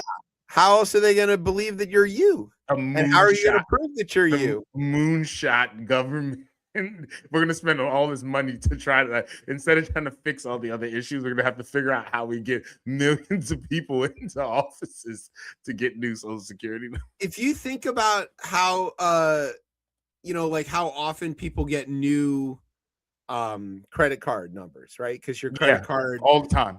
Yeah, your credit card, you get a email or a letter from Visa, and they're like, hey, your credit card was compromised. We found the stuff. We put a stop to it. Here's your new card. Off you go. Like, that happens a lot. It's happened to me several times. It's happened to you several times, I'm sure. I probably have it probably in my mail stack right now. Yeah. Yeah. And so now imagine that happening with Social Security cards of 350 million Americans. Every couple months, you got to get a new one. There'll be a price to pay for all of this shit. I mean, like, in multiple ways, but this feels like it's something 10 years from now. You'll see like the downstream effects of this. We'll feel the brunt of it. So that should be fun. Weather news update. Ted Cruz was seen heading for the airport. So watch out. Texas, here I come. About to get very cold. Yeah. All right. You wanna take a break before we go talk about Greenland? Brian's got the second half of the song he wants to play. Oh, that's true. I forgot we have the second half. So just go to Greenland. Oh, he wants to go. He just wants to go home. Exactly. Go to Greenland.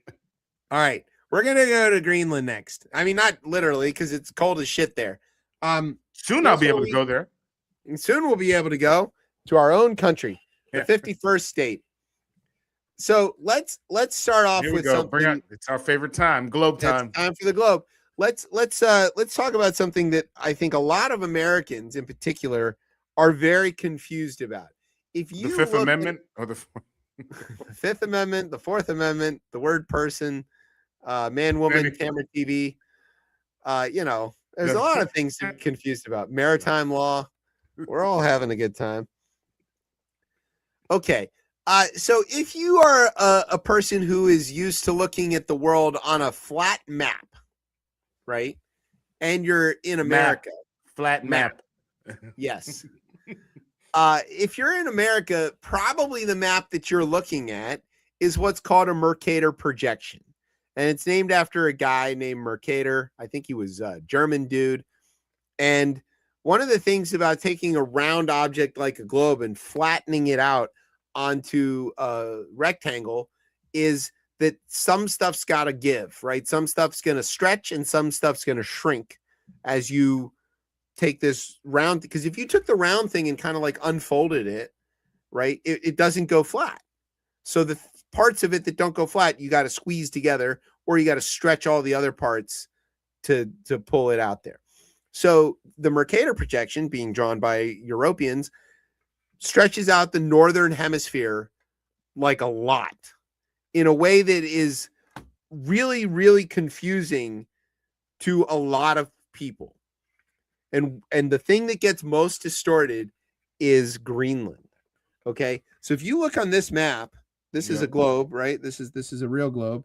And on the globe, you're going to see this little pink guy there. That's Greenland. Okay. You see it? Yes. Okay. And then you see this big giant continent here. Yes. That's Africa. Yeah. Okay. It's a whole continent. It takes up like the whole surface of the globe. If you're in space and you're looking down, you're going to see the whole continent of Africa. Like, it's big. But on a Mercator projection, Greenland is as big as Africa, which is crazy. It's not as big as Africa. It's not even as big as like Algeria. Right. There's Greenland. There's another little pink guy. That's Algeria. You see that? That's wild. So that's kind of the thing about when people are like, oh, Greenland's really big. It's big. Like, it's not, the way Texas is big, but it's not big the way like a continent is big. So let's just get that out of the way. Okay. It's not Australia.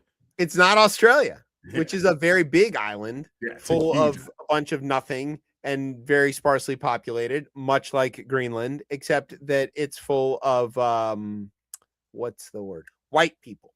Some of them, anyway. Some. who didn't go there on purpose. No. They were deported there, from Ireland. A lot of them. Yes. Yeah. If there's one thing the British are good at. Yeah, the British are good. They're good at sailing around and fucking shit up.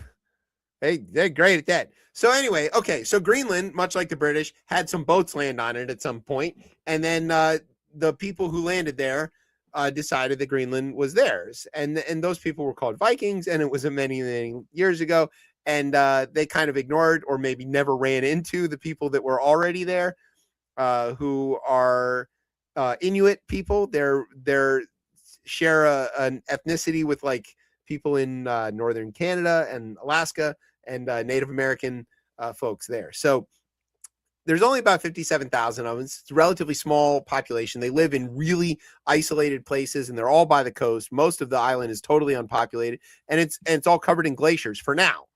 But for now, not for very long. Not for long. Yeah, but for now.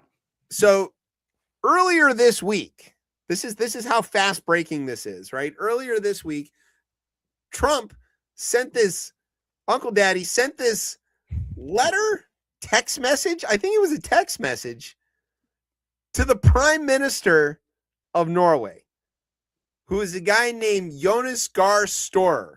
I think I'm not saying that right. Close enough. The Jonas part I know I got right. Yeah. So that Trump didn't win the Nobel. And unlike he has one. But he has one. The Nobel Prize is handed out in Sweden, with the exception of the Peace Prize, which is handed out by the Norwegian Nobel Committee. Okay, not the Swedish Nobel Committee, but not the Norwegian government, and very definitely not Prime Minister Jonas. But that didn't stop Trump. He wrote him this letter, and the letter is remarkable. It how do you say this?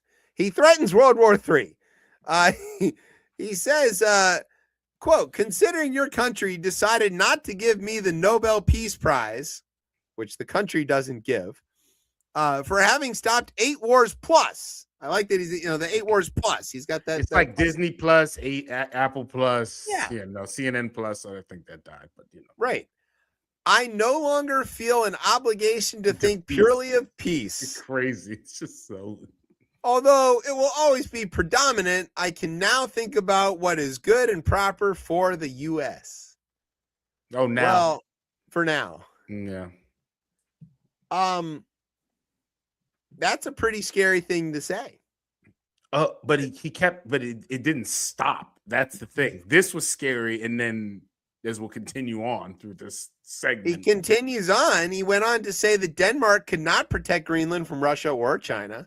And he questioned, quote, "Why do they have a right to ownership anyway?" He's talking to another country about a third country. Yeah. Right? Why do they have a right to ownership anyway? Okay, they don't own it's a territory of, but okay. There are no written documents. It's only that a boat landed there hundreds of years ago, but we had boats landing there also. So Donald Trump thinks that the United States existed 500 years ago and was sailing to Greenland, which it didn't. Also, he didn't type that letter in Iroquois. I was going to say, I would love to see the letter the Native Americans talking about Jamestown. And this the translation Jamestown, into the original Cherokee. Yeah. And this Jamestown they talk of. What do you mean is Jamestown?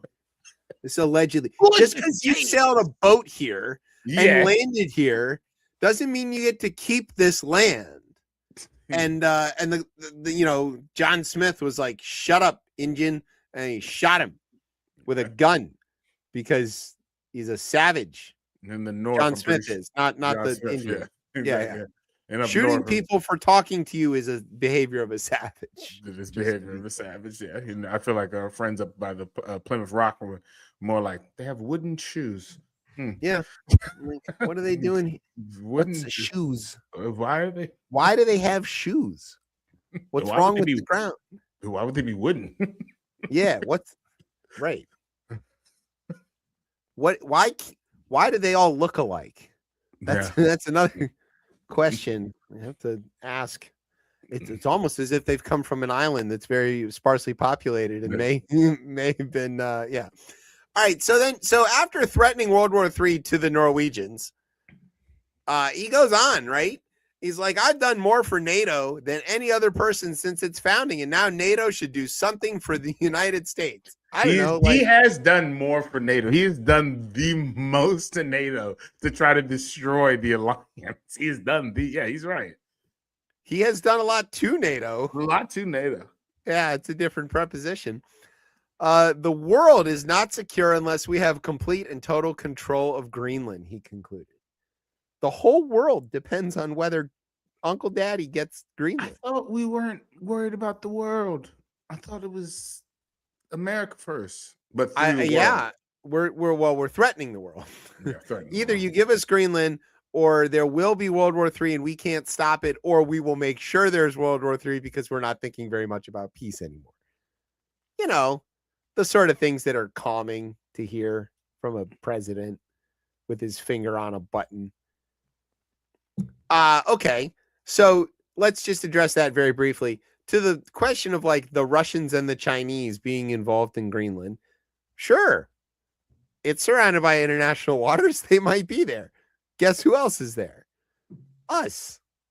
And if you're so worried, everything he wants, we already have the ability. We already have, right? If he wants bases there, we already have an agreement that says we can build as many bases there as we want.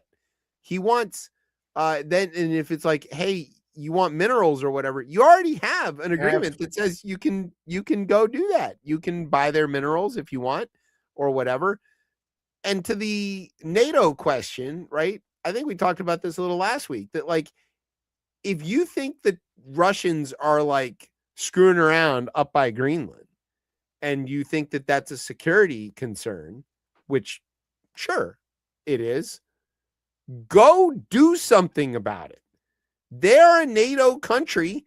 They're not going to stop you. Go sail a fucking submarine. You're the commander in chief. Yeah. And torpedo their Ruski ass or whatever. You know, there was a time when people would be like, well, the Soviets only understand force. Okay. Well, go do it. We won the Cold War, not by like standing around and talking about affordability as a hoax. No, we won the Cold War by exposing every time the Soviets lied about shit and did nefarious fucked up shit, and then, you know, broadcasting CNN into their borders. And they were all like, what do you mean the Americans don't wait in line for bread? And then that was it. That's so like, if you think the Russians are up to something, go there. You're so ready to send guys from Alaska to Minnesota. You can send them to Russia. It's closer.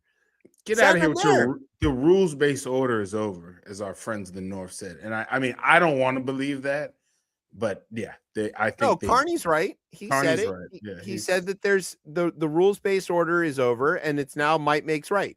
Okay. This puts the world into a tricky, because I don't think globalization has already started, and I don't think there's no way to bottle that back up. Now, I think there's ways you could go about this a little bit differently.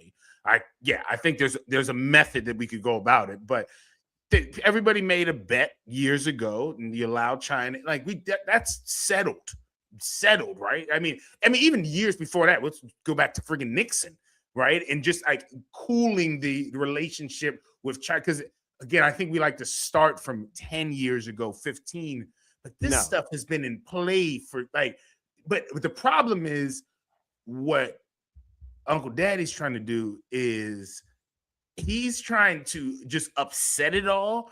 And you don't know what the world looks like after that. And I don't think any of us will be happy with that. And I know many of us probably, many towns throughout America could look at me and be like, yo, we weren't happy with what happened over the last 30 years, to be honest. because you guys want fucking cheap fucking TVs, and now we don't have a fucking we don't have, you want fucking $250 55-inch TVs, and now we don't have a fucking town anymore. The rusted out plants and shit. So yeah, maybe we could have went about this a little bit differently.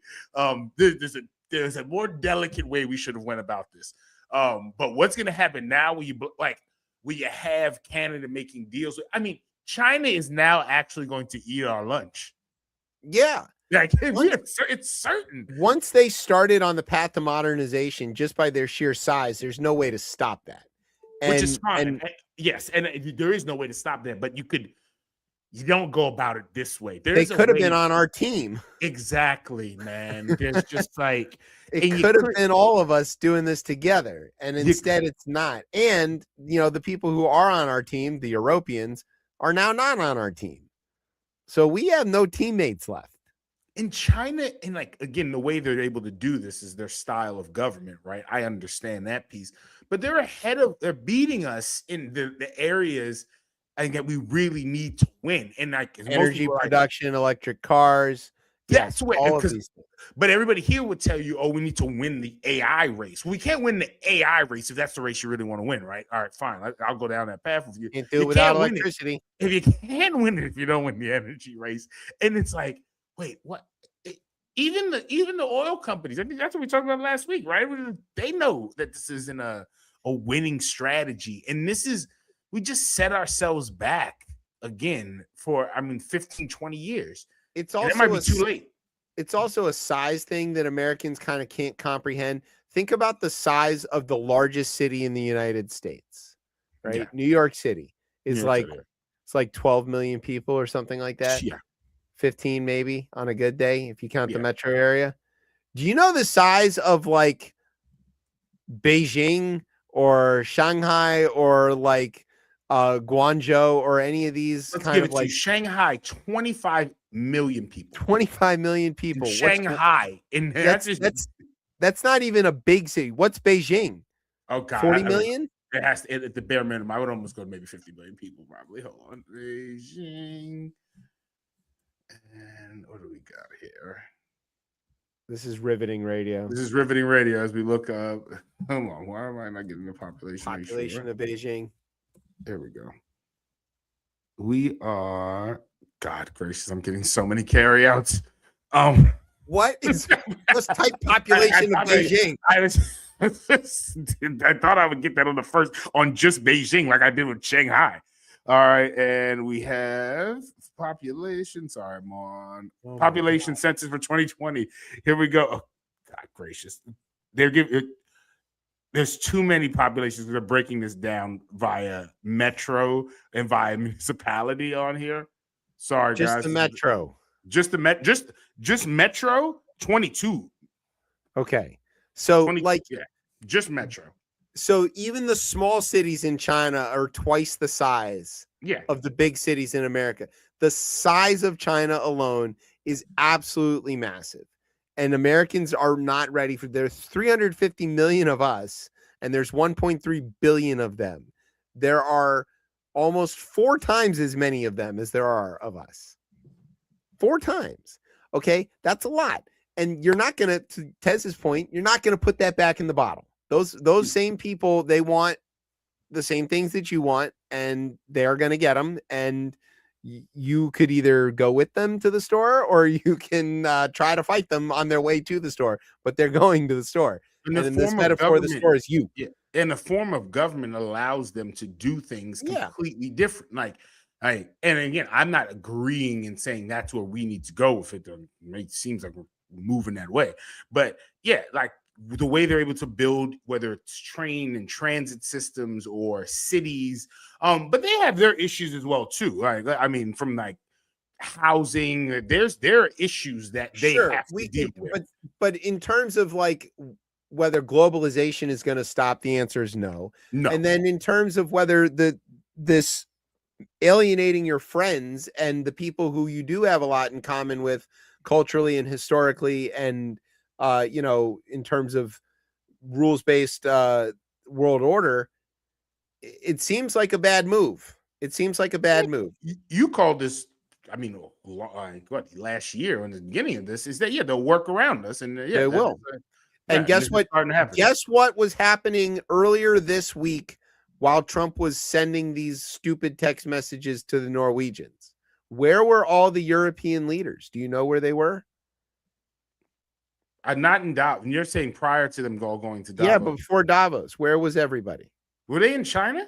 No, they were in Paraguay. You know why they were in Paraguay? They were signing a free trade agreement with the entire continent of South America. Oh, because I had seen people, I didn't look into it to confirm. People were trying to say that they joined BRICS, but that's not what happened. No. The Europeans were in Paraguay signing a whole new free trade deal for Europe and Paraguay.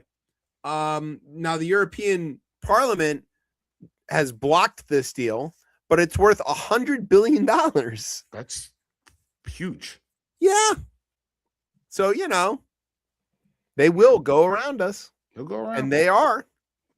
So, all right. So earlier in the week, he's sending this thing and he's like yelling at the Europeans. And then by yesterday, he says this crazy thing. He gives a speech at Davos. His speech is menacing. The speech is crazy. First of all, it goes on for about 2 hours, and he mistakenly switches Iceland and Greenland a bunch of times. And he does this thing that he's kind of famous for. He does this like little toss-offs where he's like, the markets got riled by me talking about Iceland, so I got to calm down and stop talking about Iceland. Okay, we're not going to attack Iceland. There, you happy? Can you go back to making money in the stock market? And nobody was like, it's Greenland. And he was like, what? Greenland? I've never heard of it. He does these things where he realizes the markets have made a correction on him, and he has to like settle that by saying, only thing. It's literally and it doesn't always work. No, because now he wants $5 billion from Jamie Dimon. That was a crazy thing. I mean, he's going to regret that one. I guarantee he's going to regret that one. Not going to work for him. Yeah, it's just not. So in the midst of all of this, then he ends his like wild speech where he's threatening, several world wars, and he's like, you should thank me. He even goes so far as to tell the Europeans, if it weren't for America, you'd be speaking German and maybe a little Japanese. Crazy. Without realizing that Germany is in Europe. And then, of course, they're speaking German, and so are the Swiss, and so are the Austrians, by the way, because that's their native language.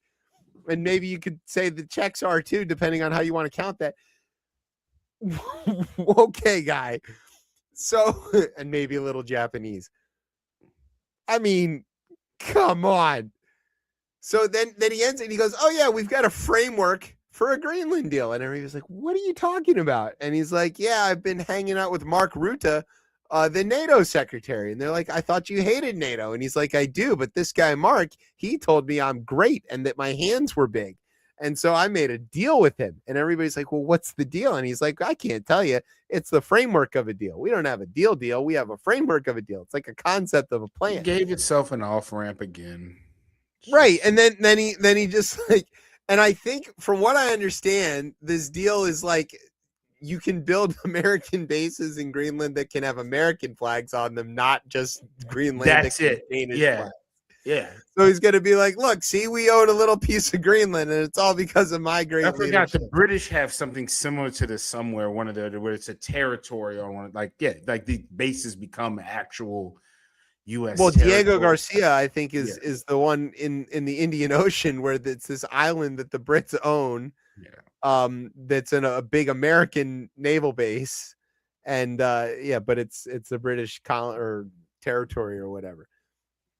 Yeah, it's an off ramp, right? But it is also like very clearly yet another example where the markets have to correct him, and where we have to put our faith in the Uber capitalism, not to use a German word to describe it, to put him back, into some semblance of order. It's a crazy thing. I always said with him, the The only two things that'll end up saving us from him when it all goes to shit will be either the banks and or China. Because China's gonna be like, we kind of need you guys to exist. Yeah, because they need us to buy their shit. Stuff. Yeah. All right. Before we take a break for Brian to get to play his second half of his thing, unless he's going to overrule us. I know he might override us and say, keep going. You know, I texted you guys earlier this week that like in the Lisa Cook story or you know, SCOTUS issue, that we are once again putting our fate in the hands of Paul Clement. And that doesn't feel good to say. It feels bad to say.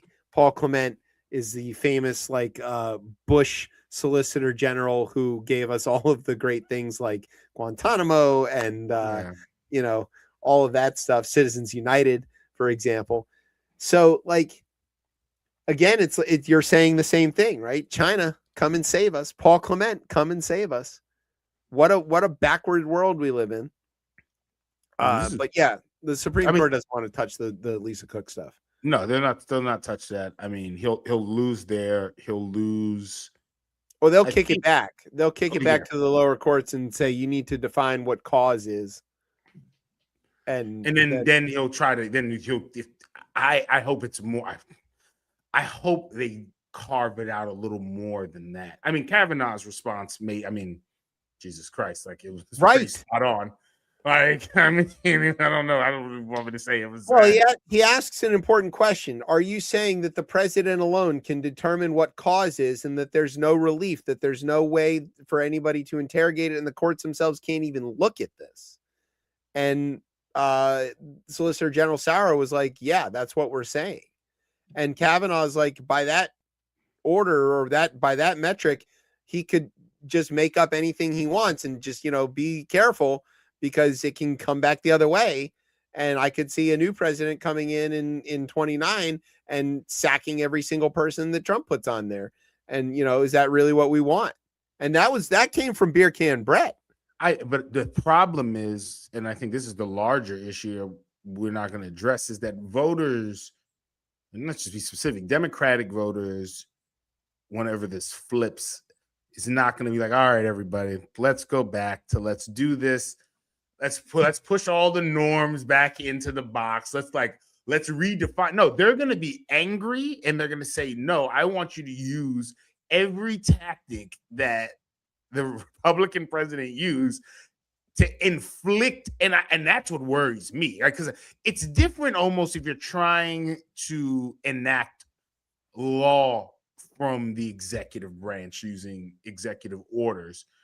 But if it then becomes that you're trying to actually inflict like harm and pain on like the other side, which is being done right now, right? And if that gets flipped, I mean, then you're in this weird pendulum swing that like whenever it goes, we're just gonna. And this doesn't work that way, man. Like I know it'll feel good in the moment, right? Because you'll feel, but it doesn't work that way. And you almost, I know you say there's no moderates, but you almost need folks who are like, all right, we need to redefine rules here and not make them these gentleman handshakes, right? But like you need hard and fast. But I honestly see Reconstruction 2.0 is what has to happen. That's what should happen. Yeah, that's what should happen. But we have to include all of America. Yes. That's the only way you can't do Reconstruction because people might want to, even though like they'll have their quarrels with how they were able to get those votes, right? Those amendments are voted on by they're ratified. And granted, it's by like the bayonet to these people, like you will not be admitted back into the union unless you ratify this.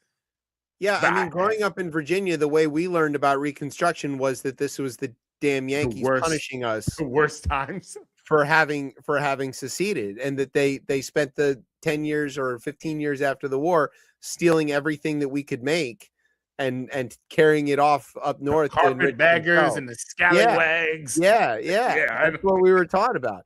So you can't do anything somewhat that can true in certain areas.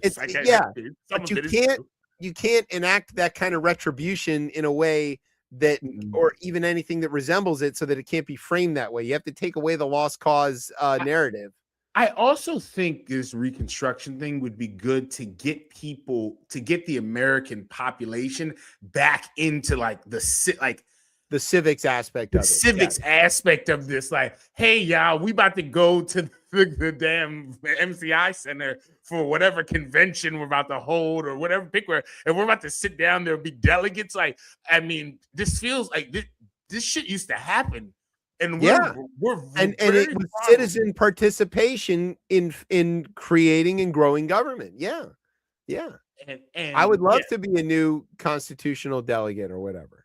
I think you could really I think there could be some good to that. We got to have folks. You think I'd be a good delegate for the new constitutional convention? As a delegate, yes. I mean, yeah, your voice should be heard on that. Yeah, I wouldn't mind. Yeah. First order of business: eject Ohio from the union. See, exactly. Now I have to take away. I know. Knew it. You knew it. Such a setup. All right, let's go down. Let's go down to Mar-a-Lago. I don't think Brian wants to play his break song. No. So down in Mar-a-Lago, the American Humane Society had a annual Hero Dog Awards gala. And so one of the things you should know about Mar-a-Lago, apart from that it's where Trump lives most of the time, it's also like this, venue that people can rent out to do whatever. So the American Humane Society rented out the venue. And they hosted like a big party for the people, and some like non-actual Humane Society. The American Humane Society, yeah. Okay. Well, they're doing it because they want Trump's blessing to, they're trying to hide the puppies from Kristi Noem is what they're doing. Mm-hmm. And they figured if they bring them to Mar-a-Lago, she can't shoot them there because they don't. I would say the opposite. Oh, they were bringing the puppies there for her to shoot. No, that's not sporting. They have to give a chance to run. Yeah. Well, they did bring some puppies. So, Brian, I don't know if you have the image, but there were some non-humans in attendance here at Mar-a-Lago. Yeah, these are furries. These are people wearing 18th century like Marie Antoinette gowns and Louis the 16th tights. Someone said we're in the Hunger Games. I don't know enough about the Hunger Games to know what that means, but I agree. Yeah, right. I agree. Me too. Sounds like it. So the party is the elite are having these parties with dog masks on while people are being shot in their cars. That is true. I think that's in that movie or books. I don't know. Yeah, both. Yeah. I didn't read it, but that sounds right. So you know how like the Fox News people, they were very into furries a few years ago. What were they worried about? Clearly they're into Fox. Clearly they're into furries.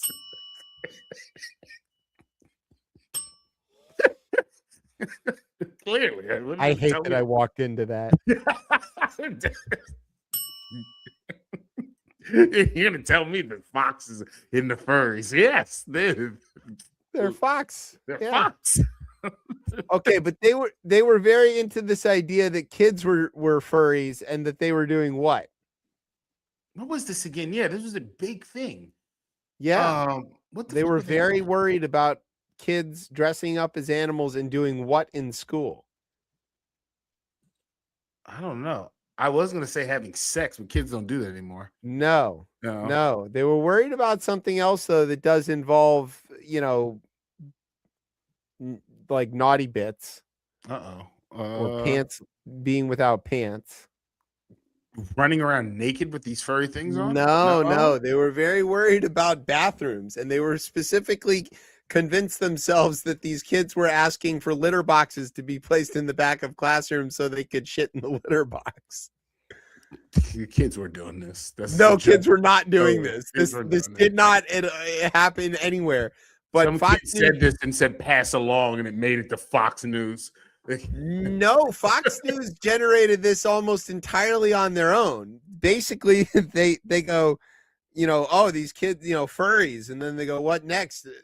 Trans kids are, they want to use the bathroom of their gender. Yeah, well, what if they wanted to use I say they identify as a cat and they want to use a litter box in the back of the classroom, and school's going to have to make that happen. And then like an hour later on Fox, they're going to be like, yeah, I heard about them using litter boxes in the back of the class. And then by 2 hours later, they're like, not a person.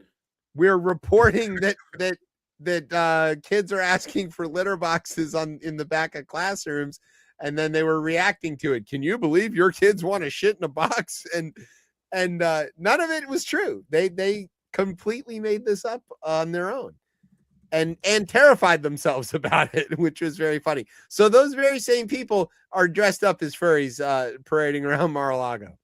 So, hooray. Fresh steps. It's don't litter. No, not All right. So then this one here is called a whole new kind of labor. So you know that there's still a Department of Labor? What? Yeah. I thought I was going to be able to send my kid to work. Nobody works there anymore. And they just published some BLS numbers for November today.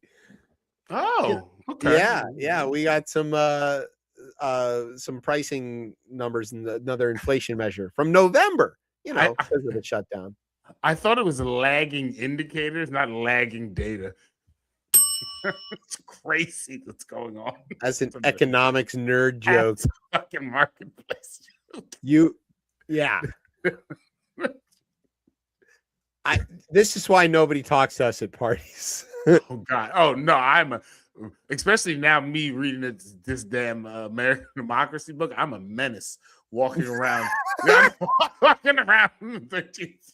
Do you know really like the actual democracy in this country is based on the townships and no one wants to talk to me. I go to the library after work and just sit myself and read. It's the only acceptable place I can be where other people will not judge me from reading a 700-page book. Oh my God. People powder wigs on the front. I hate reading it out. I told you Cokeville had a relatively negative opinion of what he saw. I don't know if it's negative. I don't think I find it very down the middle. It's not negative. It's not positive. It's a report. That's what it is. I found it very interesting. He's wrong on a lot of stuff, but he's right. But what he's right on, he's right. Yeah. That's the problem. He's wrong on some things, but you can't see the future, so I get it. All right, so let's talk about the Department of Labor. There's nominally a Secretary of Labor. Her name is Lori Chavez DeRemer. Sounds pretty foreign. High. Wonder what country she's from. And but she seems pretty cool, Tez. What's she into? She's taking people out to strip clubs, right? Yeah. She likes hanging out boss. and drinking in her office and going to strip clubs. This boss sounds cool. Yeah.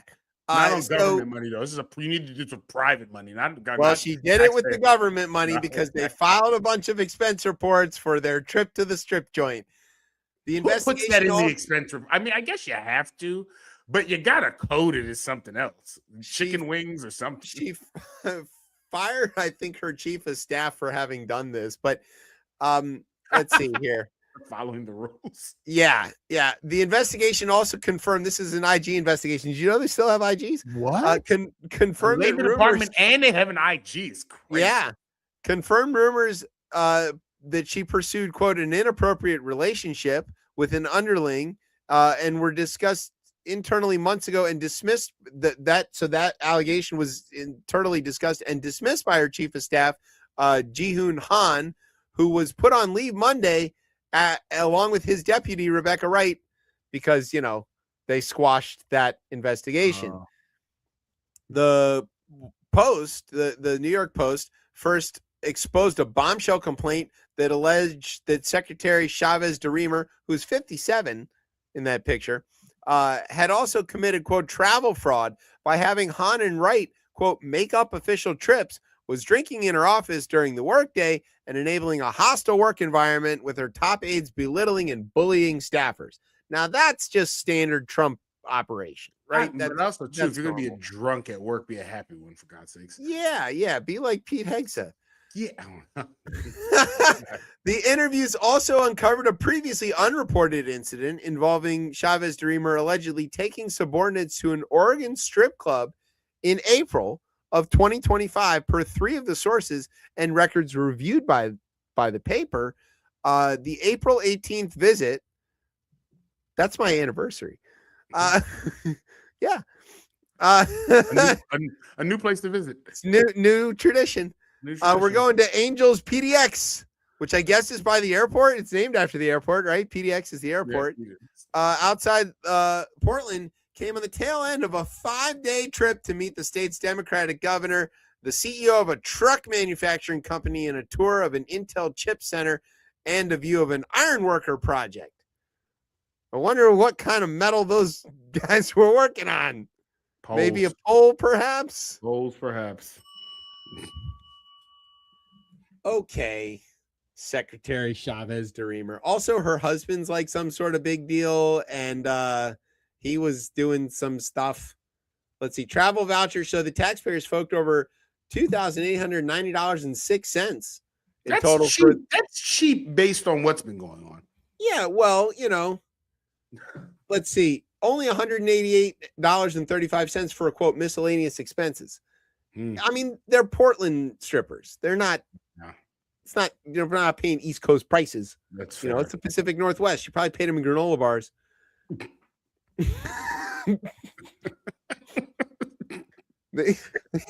You don't have to pay the strippers in Portland. They naked bike ride to work. They're already naked when they get there. All right, this one's called Grift R Us. Just very briefly, there's this stupid peace council that he's set up to like the board of peace or whatever. Yeah, the board of peace. Guess how much it costs to join the board of peace? A cool $1 million. No, that's 20? crazy. $1 billion. A whole $1 billion. For $1 billion, you can be on the board of peace and decide what's peace in the Middle East. I thought you had to not practice peace to join this, actually. Well, look who's on the list. There's a peacemaker if I've ever seen one. There you go.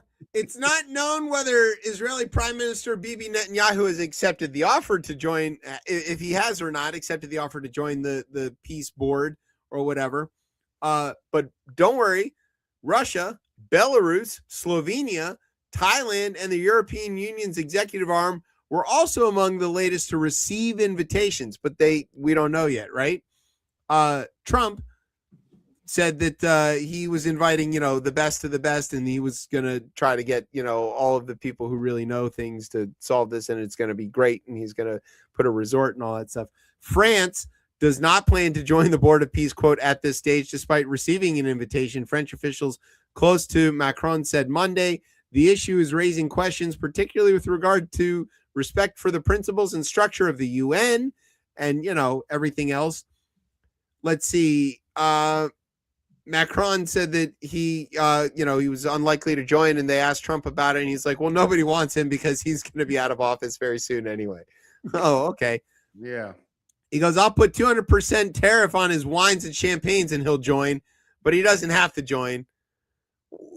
What a sentence. Morocco's King Mohammed, the sixth, has accepted a spot. Okay. I mean, he, does okay. Becoming the first Arab leader, at least the fifth world leader to join. Vietnam, Kazakhstan, Hungary, and Argentina have also signed on. The paragon of human rights. Vietnam and Hungary and the chainsaw guy in Argentina. Trump's mad that Kazakhstan's there. He's trying to deport them from their own country. Russian President Vladimir Putin received an invitation. The Kremlin is such a crazy quote. Studying the details and will seek clarity of, quote, all the nuances in context with the U.S. It's it makes sense though, because almost it's kind of like a confusion. Like, are we supposed to join this? Yeah, are we supposed to just politely decline so that we can say that we were invited? I don't understand this. Don't worry though, Belarusian President Alexander Lukashenko, this guy, what a guy. He's ready to take part, according to the country's foreign ministry. The Thai foreign ministry says that it was invited and reviewing the details. Of course, it depends how spicy the Americans really want this. You know, if they want mild, medium, and medium is not like gringo medium. You know, you got to be like a little careful when you have the Thai delegation there. Trump doesn't like, well, ketchup is spicy for him. Yeah. European Commission spokesperson Olaf Gill, what a name, said that Ursula von der Leyen, the president of the commission, would be speaking with EU leaders about Gaza. Gill didn't say whether the invitation would be accepted, but the commission, quote, wants to contribute to comprehensive plans to end the Gaza conflict. The Israelis shot a bunch of people in Gaza today. I was like, we're talking about this, and the fucking people are still getting killed. Yeah. Massacred. Yeah. Like, what are you talking about? Yeah. It's going great. We'll just build over the dead bodies, clearly. We'll just build right over it. Just plow them into the dirt and the great foundation. Concrete right over top of it. There's nothing wrong with that. Jesus. Yeah. Why does this sound like another bad Trump promotion? I don't know, Brian. Why does it sound like that? I just want, because I need clarification because everything is that. It's a fucking grift where he's selling their European Trump gold bars or whatever. Like, want to join the board of peace? It's only going to cost you $1 billion. It's $1 billion. And then you have no money. You have no money to give to Gaza because you've given it all to him. A $1 billion contribution secures permanent membership on the board, with the money going to, quote, rebuild Gaza, according to U.S. official who spoke on condition of anonymity about the charter, but he wasn't permitted to speak publicly about the board because it hadn't been made public yet. $1 billion. A 3-year appointment has no contribution requirements. So, I'm hoping to get appointed. I'm going to be great at Gaza peace. Yeah. I'm going to want that piece, and I'm going to want that piece. I'm going to want that. We're going to get canceled so fast. I was going to say joke. I'm kidding. It's a joke. All right, you hear the music. We want to say thank you. Special guest, Romello Marcellus. Stay tuned for his new radio play that we're going to perform here blind without reading any of it at all. Yeah. Also, go check out Snopes about the thing with the flag. You're going to be really shocked to find out how true it is. Go get his book. It's 17 pages long. Even I can read that. Thanks to our radio partners who each paid us $1 to be not mentioned. No, I'm sorry. They paid to be mentioned, but we won't because no, they just gave us $1, so we're not going to do it. You got to give us more than that. $1 billion. You want to be on our show. Thanks to NOTN for keeping us on for another week, maybe. Don't know. Thanks to our home on the interwebs, coplaymedia.com. And thanks, as always, to our family here at Beltway and Rip Radio for making us sound as smooth as the snow we're about to get hit with here in D.C. All right, where can everybody get you on the socials there, Tez? You can find me on Blue Sky, DC Cortez. All right. And you can find me and the show on the Twitter at ChipChatRR. You can find us on Facebook or Instagram at RipChipChat. And you can, of course, find me on the Blue Sky at Chef Chip. And, all over the other places. I think I am. I don't know. It's cross-posted like, whoa, yo. And, and you can catch us every Thursday night, but not next Thursday night because we're doing stuff. Or Man in the Mirror's on and all that stuff. And then I think we got a day off in February, too. So stay tuned for that. Yeah, it's going to be cool. Tez loves days off. But most Thursday nights here at 9:30 on Rip Radio, Beltway Radio, and wherever else you're watching us. We don't know at this point. I'm Chip. That's Tez. Brian somewhere in the background. You're listening to Chip Chat on Beltway Radio and beyond. Democracy. Street balls.